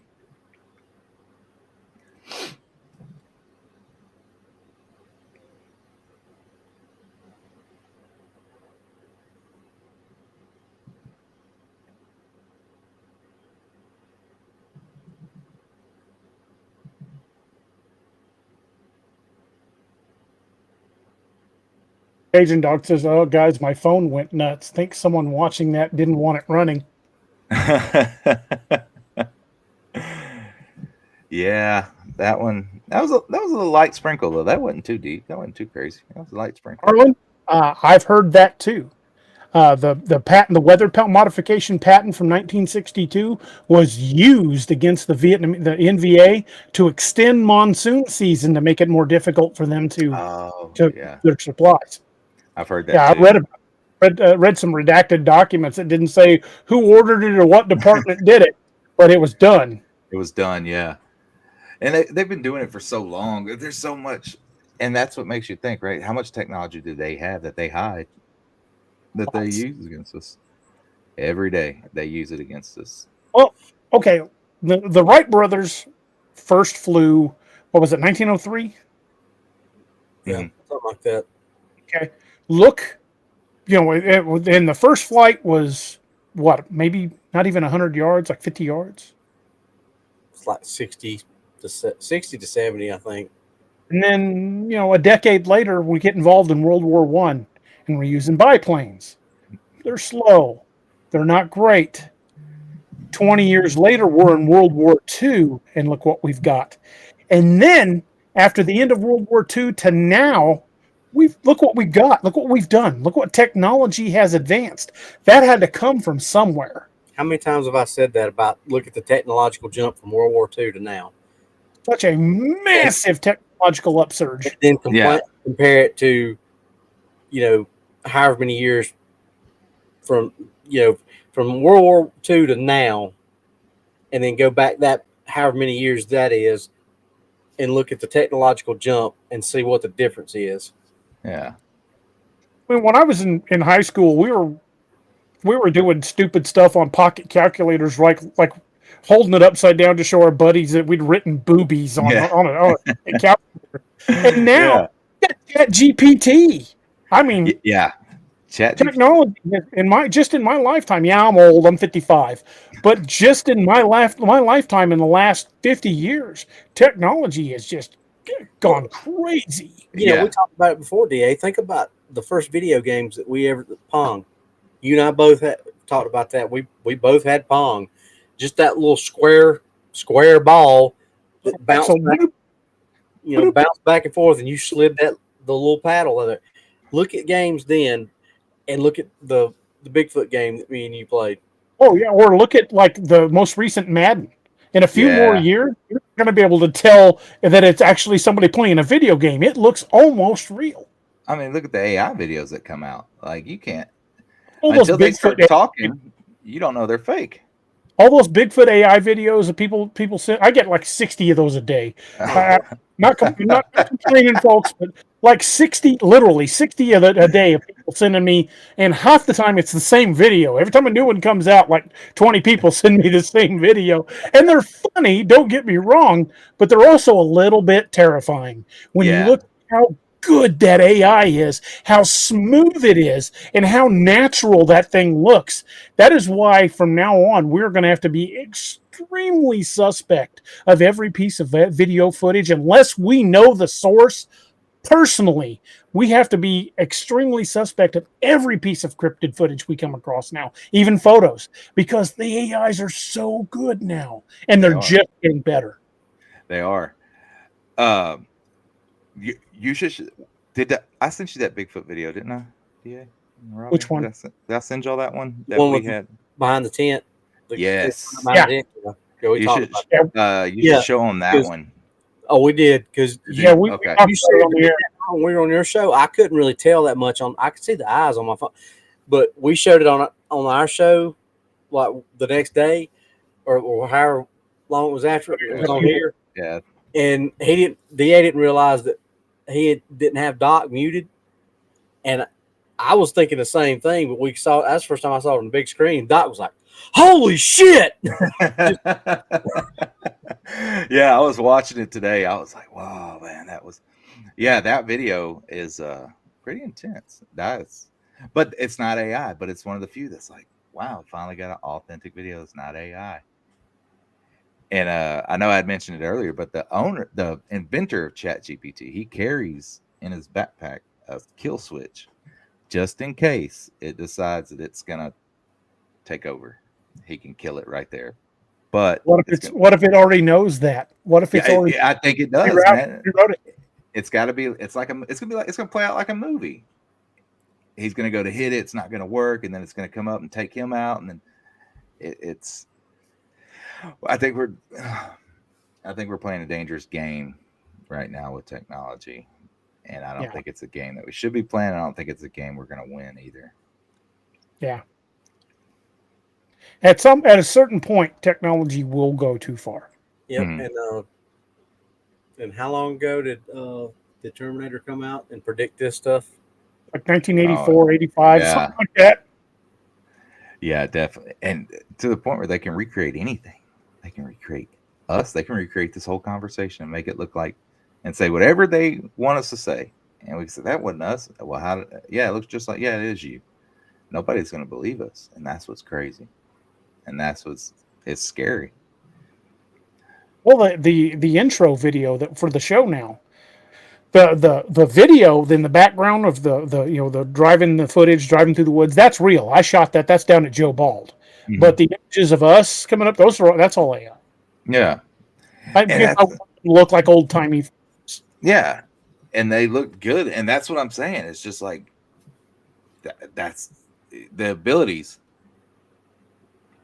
I've had just playing around on it. Like, they say that with ChatGPT, there's doctors that are passing college now with it. And it's just like, there's so much information. Yeah. I was reading an article that they're saying in 5 to 10 years, AI like ChatGPT will replace eye doctors. Oh, wow. Because they will fit you up to a machine, and it will use use pulses of light to determine how your eyes focus and everything, and set out the prescription and make it. That's that. I don't I was know. reading that article, I'm like, okay, that's terrifying. Yeah, and I don't know if any of us will be around to see the downfall when it finally comes to fruition of mankind because of robots and all that. But James Luttrell says AI is making us lazy and stupid. it definitely is. AI will. People that call themselves writers who use AI to write books are not writers. No. You put in a prompt and then you put the book out and claim it's yours. I will never, ever do that. Every book I wrote every word of it myself.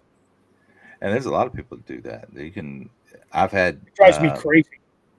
They can write out a whole script. They can write out movies. They can write whatever you want. You can just, write me this. Okay, And there you go. Like when I turn YouTube on, I see was it Squibbler or whatever that is? I see like every other commercial, Squibbler, the cure for writer's block.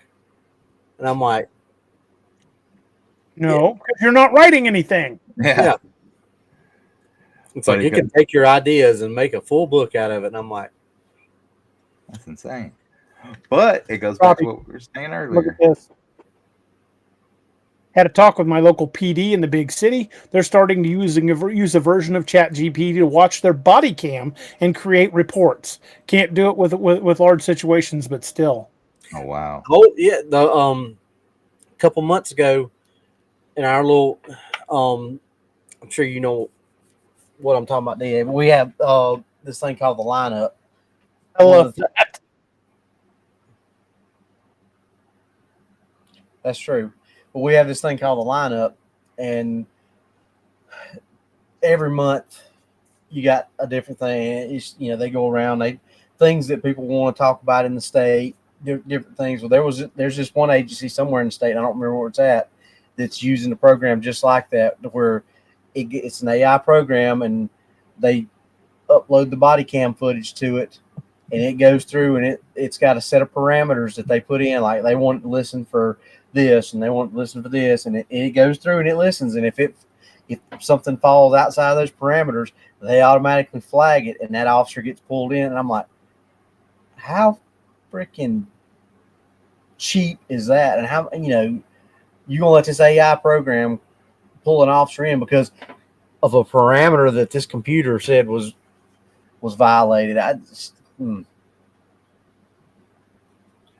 But they upload every one of their body cams to this AI program, and it goes through, and it's the one that does all the screening of the body cam footage. I'm like, Wow. And it goes back to what you said earlier, Robbie, about it's about keeping people dumb too, and that's what it does, because you don't retain that information that you're reading off of ChatGPT. You're hoping, and then you go out and, like you said, you write a whole book off ChatGPT, and now you're claiming it as your own, and it's the same thing. It's keeping people dumb. It's not. Well, I put the prompt in. Yeah, well, anybody could do that. I mean, it's not writing though. Putting the prompt in, I'm not going to say any names. I'm just going to mention this, and I've told Robbie this story. I had a guy reach out to me one time and say, in an email, and he said, I've got an idea for a book. What if, and I think it was something along the lines of The Wild Hunt Fought Dracula. And that was literally it. What The Wild Hunt Fought Dracula. And then he said, go ahead and write the book and we can split the royalties. Dang. Like, oh, you wrote one line and I got to spend the next 6 months researching and writing. Yeah, that's totally, yeah. I'm like, I'm going to pass. I'm not going to do that. He had a payday. He was ready. He was already writing a check. Like, no, that's not how this works. You don't write one, 3-line email, and that's equal to the months of work I'm going to put in writing a book. Right? Yeah, you don't get to just decide that out of nowhere. I was like, I appreciate it, but no. It's insane. This. Richie Evans, there's not as many bad cops as you think. Because the few bad ones get all the media. because they want to make cops look bad. 99% of cops just want to do their job and go home safely to their family. And it's the bad ones that make everyone look bad. Just like in any other profession, most people just want to do their job and do it well. They're bad doctors. They're bad dentists. They're certainly bad people. But my experience is, it's been, and I've helped weed out a couple of crappy cops. So nobody hates a bad cop more than a good cop. But to say that there are a lot of bad cops out there, honestly, I think that's, well, I'm going to say what it is. That's bullshit. Because most cops are just hardworking guys that want to serve their community. And the bad ones get all the press. Yeah, and that's facts. And it's every profession. I'm a crane operator, and trust me, there's a lot of bad ones out there. And the same thing. You can't just say, and they run big cranes and they flip them, and because they're bad crane operators, and it's just one of those things. Like, there's bad ones everywhere. And my adopted dad, he's a cop and has been. He's fixing to retire, and he'll stand on that too. He says, yeah, there's people that I don't want doing this job that shouldn't even have a badge, but they do. But there's a lot of good ones out there too. And for every a-hole that shows up on a TikTok video because somebody was there with a camera that wants to make the cops look bad, there's a guy like my buddy Chris Walsh who was killed in the line 2 blocks from my house. There are dozens of officers I've seen buried under folded flags. Right. Officers who've laid their lives down to try to keep us safe, and the assholes get the press. It's and media. A lot of that is even blown out of proportion because I saw that happen right here in town. There was a riot, a massive brawl broke out downtown Springfield. Police came in, were trying to break it up, and more officers were trying to cordon the area off to keep the civilians back. This one woman kept running up and punching a Springfield police officer. She hit him like 4 times, and he kept just shoving her back and staying back. About the 5th time she hit him, he put her ass on the ground, put her in cuffs, and threw her in a squad car. Some jackass that was there in the crowd filmed it, edited out the part where she had hit him multiple times, and just showed him slam her to the ground and posted it on the air. He almost lost his job. He was on suspension and everything. If it hadn't been for the fact that a bank that was across the street that had security footage of the area released the video showing the entire incident, that one piece of shit would have gotten a good officer's career ended because he modified a video to show only the officer reacting. Yeah. And I'm not saying that's every case, but that happens a lot. Yeah, it does. And it goes back to what the media wants to show us and what they hide. And they're going to always show cops and all these people looking bad because it causes division and keeps us separated. Taking truckers right now. Look at truckers. How many go millions of miles with no incidents? But you get one that falls asleep at the wheel or misses a turn or runs a car off the road, and everybody hates truckers now. Because somebody with a cell phone video said this asshole trucker was trying to kill people. And now they think every trucker's like that. But they're not. 99.99% of truckers on the road bring everything we eat or purchase. Yeah. They're the and they do it efficiently and they do it well. Without any incident. Right. And yeah, there are some bad drivers. There are bad truck drivers. But like it goes back, every profession has bad eggs, bad apples, whatever you want to say in it. I mean, it doesn't matter what you do, you're going to have bad ones. But you can't circle the whole genre of people just because you can't label it off of one bad person. We've worked hard in my department to weed out bad officers. Did they still get through? Yes. Some of them passed the psych eval, passed the background check. It happens. But nothing is foolproof. But we do our best to weed those type of people out. Right. And that's all you can do. But that was just a outlandish thing for whoever it was to say that. Sorry, I didn't mean to get on a soapbox there. Hey, no, but it was a deserved soapbox.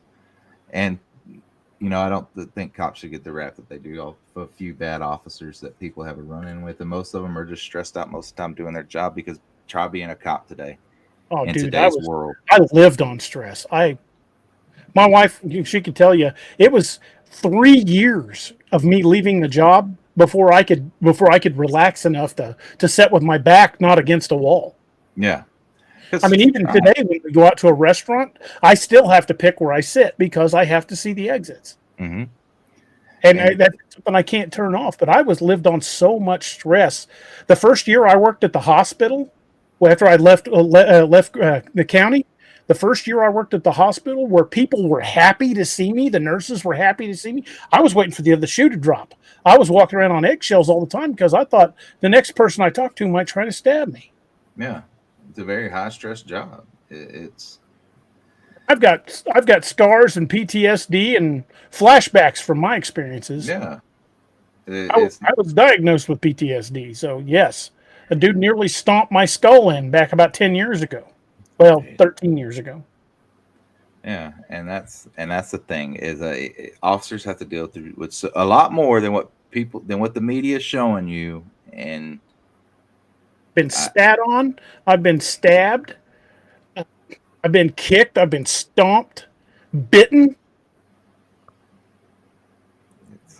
shot at. Yeah, and one of my and it's the same thing. And one of my biggest pet peeves when people say it's the same thing. Like, I'm an Army veteran, right? And you're an Army veteran, and when people say, "Oh, well, that's what you signed up for," no, it's not. Nobody signed up for that. Nobody. Y'all two didn't walk in the police station and say, "You know what?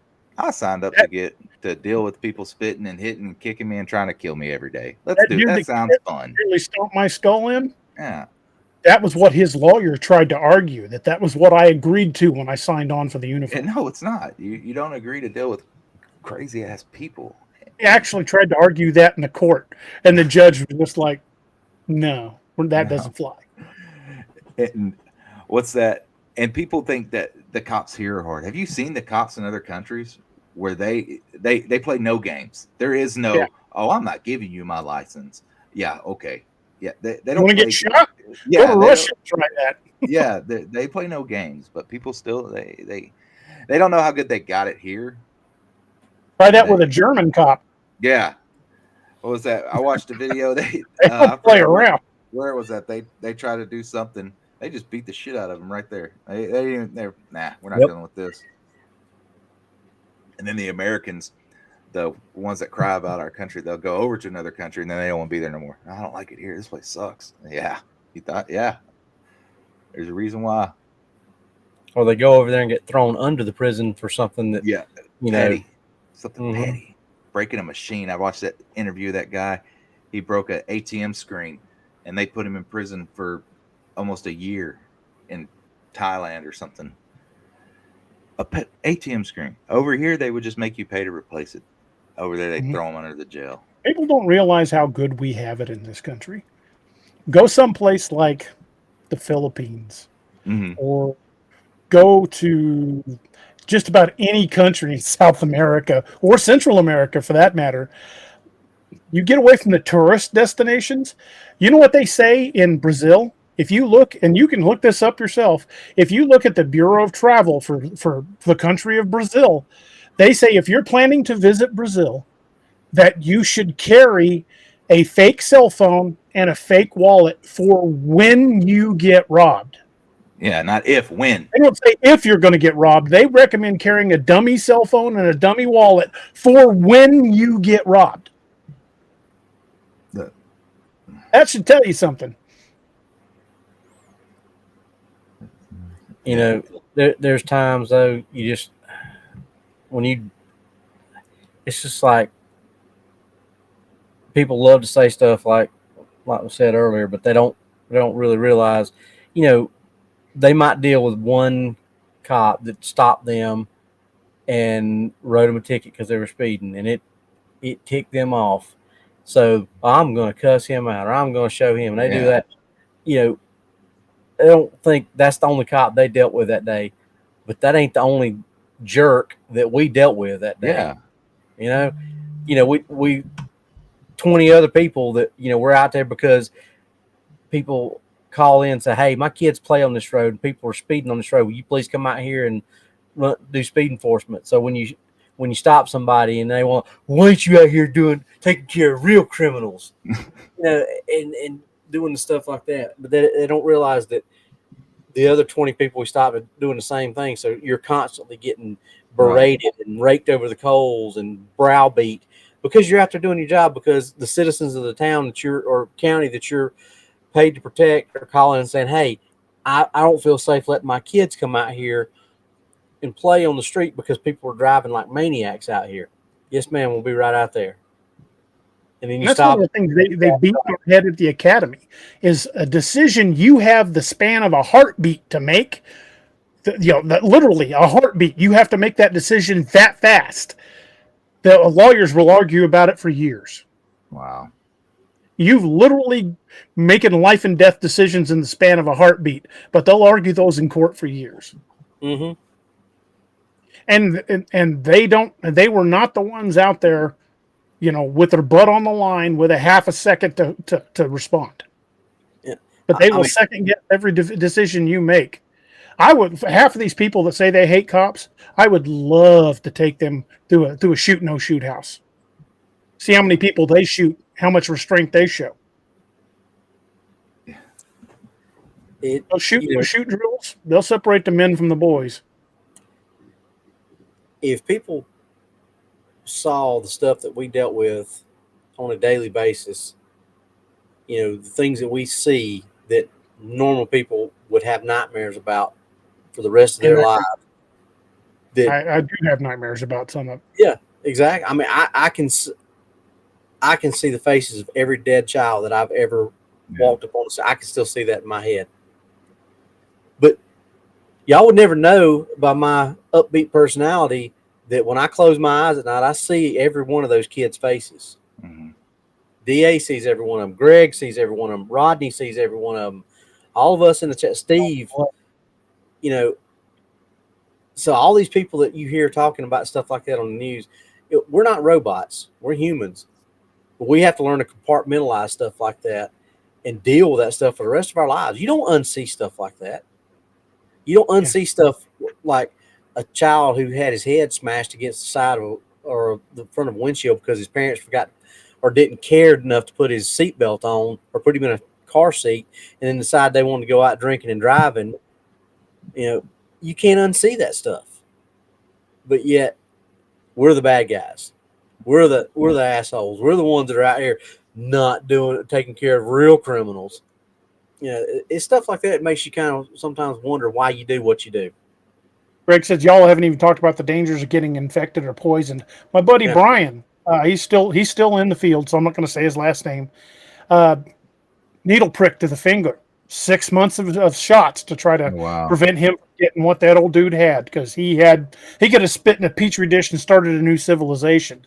I got bit, had to go through months of shots.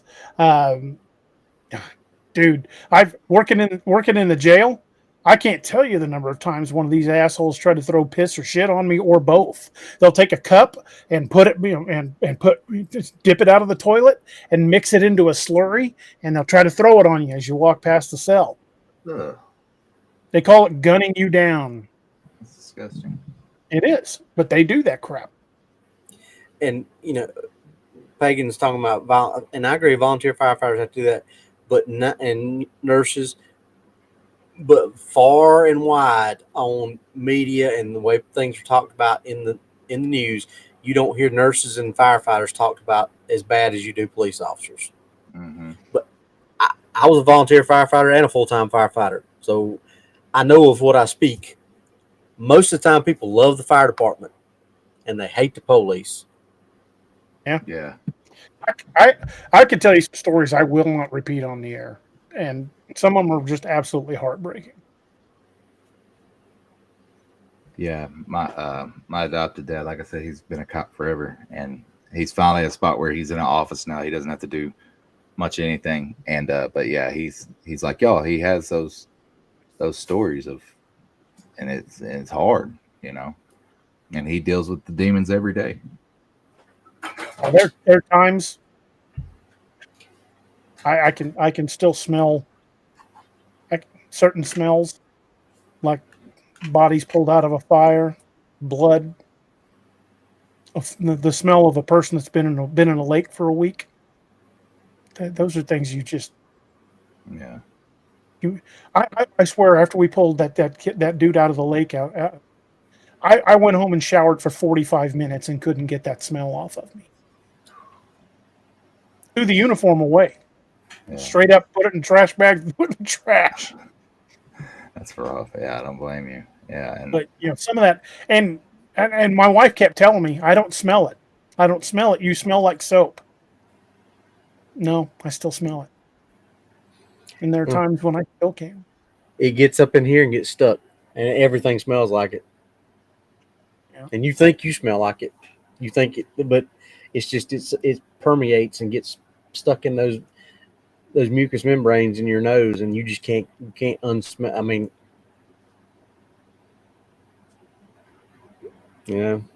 boys, let's get back onto cryptids or something, because I'm probably going to have nightmares tonight. yeah. Well, That's fine. we're 18 minutes over the 2-hour mark, so you. Oh yeah. Sheesh. Yeah. Folks, I apologize.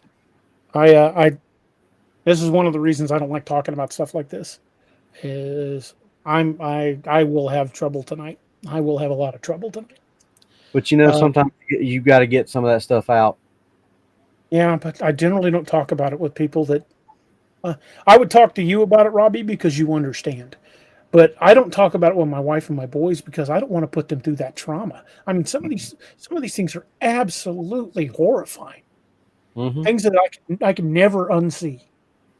I remember one time when I worked in the jail, running into a cell because a guy had cut his throat open with a safety razor because he didn't want to go to prison, and I held my hand over his neck to stop the blood until medical got there, and he lived. And he thanked me later, but he said it was just a bad moment. But I remember walking out of that cell with a 1/4 inch of blood on the ground and every bit of me covered. And I went down to the locker room, changed out of my uniform, showered, put on the fresh uniform I had in my locker, and then I sat in the briefing room and just shook. I mean, I shook like a leaf. And you can ask my wife. I came home that night, cried like a baby. I mean, I literally held that guy's hand, that guy's life in my hand. And I'm sorry. Cajun, thank you for the super chat, brother. Let's shift the subject. Brett, tell us where we can find Highway of the Hidden and all about your channel. All right. You can find Highway of the Hidden on YouTube, Apple, and Spotify, or Facebook. We got a Facebook page, Highway of the Hidden. Working on getting that updated weekly, so you'll be able to go on there and look at shows and updated times and stuff like that. If you want to be on my show, you can DM me on Facebook, Highway of the Hidden, or you can just shoot me an email. It'll be polarbearhoth@gmail.com, or TikTok and Instagram, polarbearhoth. And yeah, I'm open. So if you want to shoot me an email or DM, just let me know. Hell yeah, brother. Yeah, folks, and this is exactly why I talk about the 22 a Day Foundation in every show. We lose 22 veterans a day, and God knows how many first responders a day to suicide.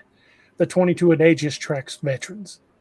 Officer Down Memorial page, odmp.com, tracks line of duty deaths, but it doesn't track suicides. But you can go to odmp.com and just see the toll that's taken in first responders every day.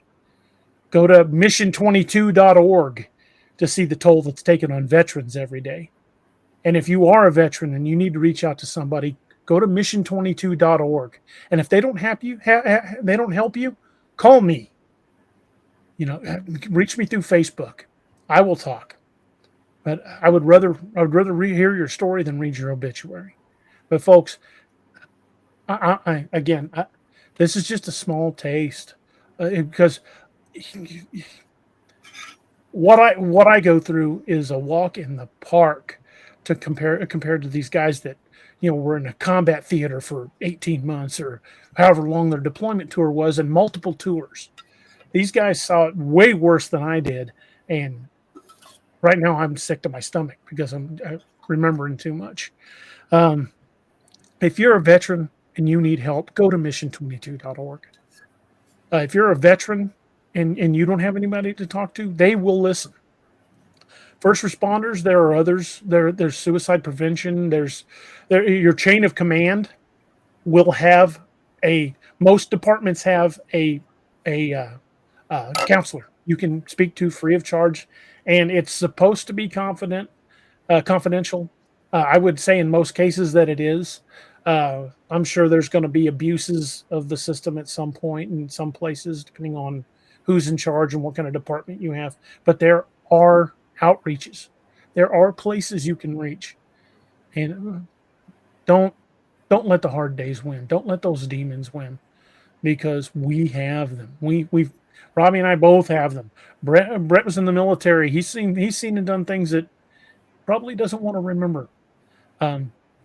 PTSD is a real thing, and it is a horrible cross to bear, but you don't have to bear it alone. Folks, thank you guys so much. Reach out. Veterans, first responders, please reach out. Please. Mission22.org, 22 a Day Foundation. Till Valhalla Project is another good one. Check those guys out. But folks, you don't have to fight these demons alone. Don't let the hard days win, because at least 22 times a day they do. Don't forget to check out our affiliates. Check out the good folks over at Dark Angel Medical. Use discount code Cryptid20 for 20% off your entire order. Check out scallywagtactical.com. Use DA Roberts 10 for 10% off your order. And don't forget to go check out Robbie's new books. He's got 2 out now, with a 3rd one fixing to come. Robbie, tell us a little bit about your books, where to find them. You can find them on Amazon.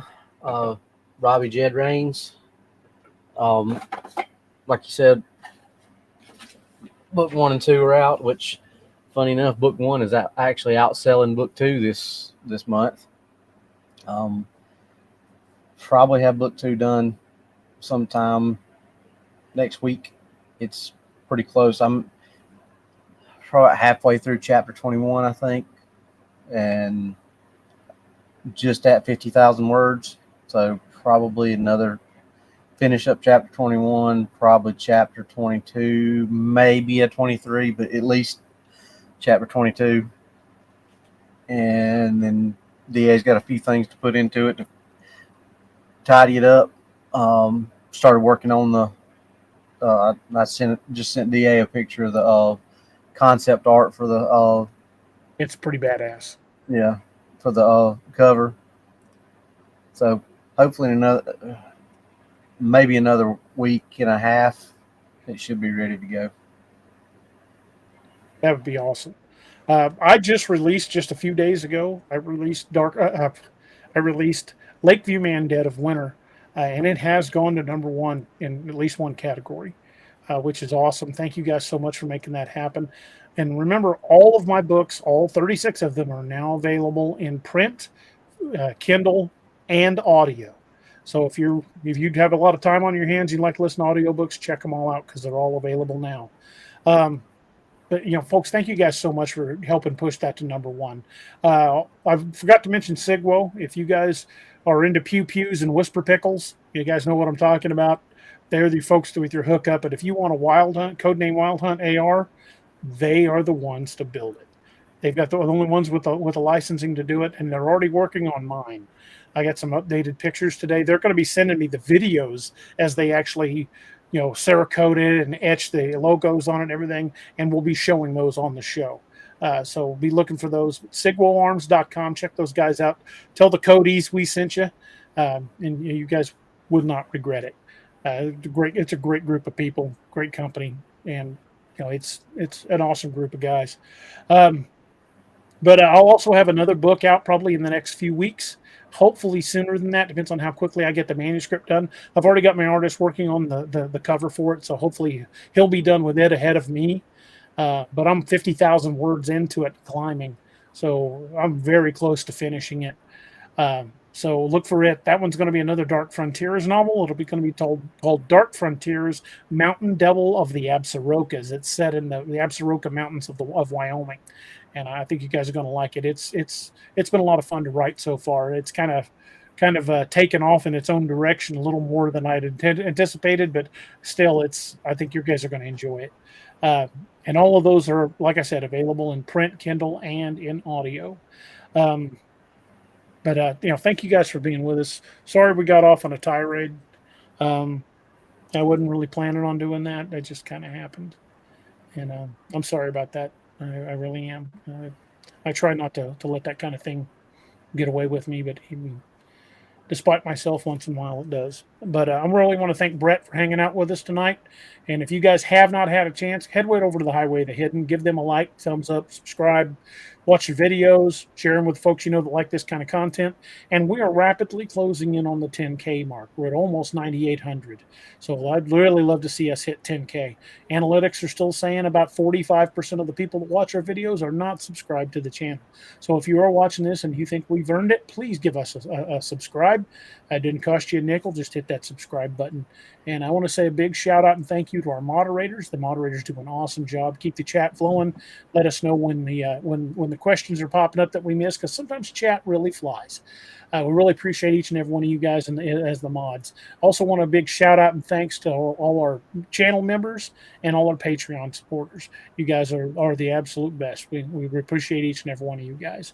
Greg, Greg said it in the chat. Me and Robbie will be on Woodwalkers tomorrow. Greg, what time are we going to be on tomorrow? No, he said you are. Oh, he told me to invite you. Well, as far as I'm concerned, you're invited. Greg, he's invited, ain't he? He says 1:30 Central. Robbie too. Yeah, a little bit of pressure there, though. No, but when he mentioned it to me at first he mentioned having you, so he probably just hadn't said anything to you. But yeah, he mentioned having you on when he mentioned it to me. But Greg says hell yes. But folks, thank you guys so much for hanging out with us, and big shout out and thank you to all our channel members, our subscribers, and our mods and our Patreon supporters. And I want to thank you guys so much for hanging out with us. Again, check out Highway of the Hidden, and we will be back with you guys on Wednesday night. And who do we have on Wednesday night, Robbie? Coley will be back on. Coley Weber. She was supposed to be on a couple weeks ago, and she had a lot of technical issues. So from SNX Radio. SNX Radio. So look for her on Wednesday night, and we'll have more follow on that as well. So, well, again, folks, thank you guys for hanging out with us. Thank you guys for being with us. Hope you guys have an amazing night, and we will see you guys on Wednesday night. And we're going to end this with the toast. And Robbie, why don't you toast us out tonight? Somebody raise a glass, whatever you're drinking, from the old Irish drinking song, which is about not the ones that you're not going to see at the bar, but the ones you're probably not going to ever see again. And it goes like this: but since it fell into my lot that I should rise and you should not, I'll gently rise and softly call, good night and joy be to you all. Good night, everybody. Slán Ma. Good night, everyone. Slán Ma. See you guys Wednesday night. Thank you for joining us. Catch us again Wednesdays and Saturdays on DAX Machina. A special thanks to all our channel members and Patreon supporters. Please make sure to like, share, and subscribe.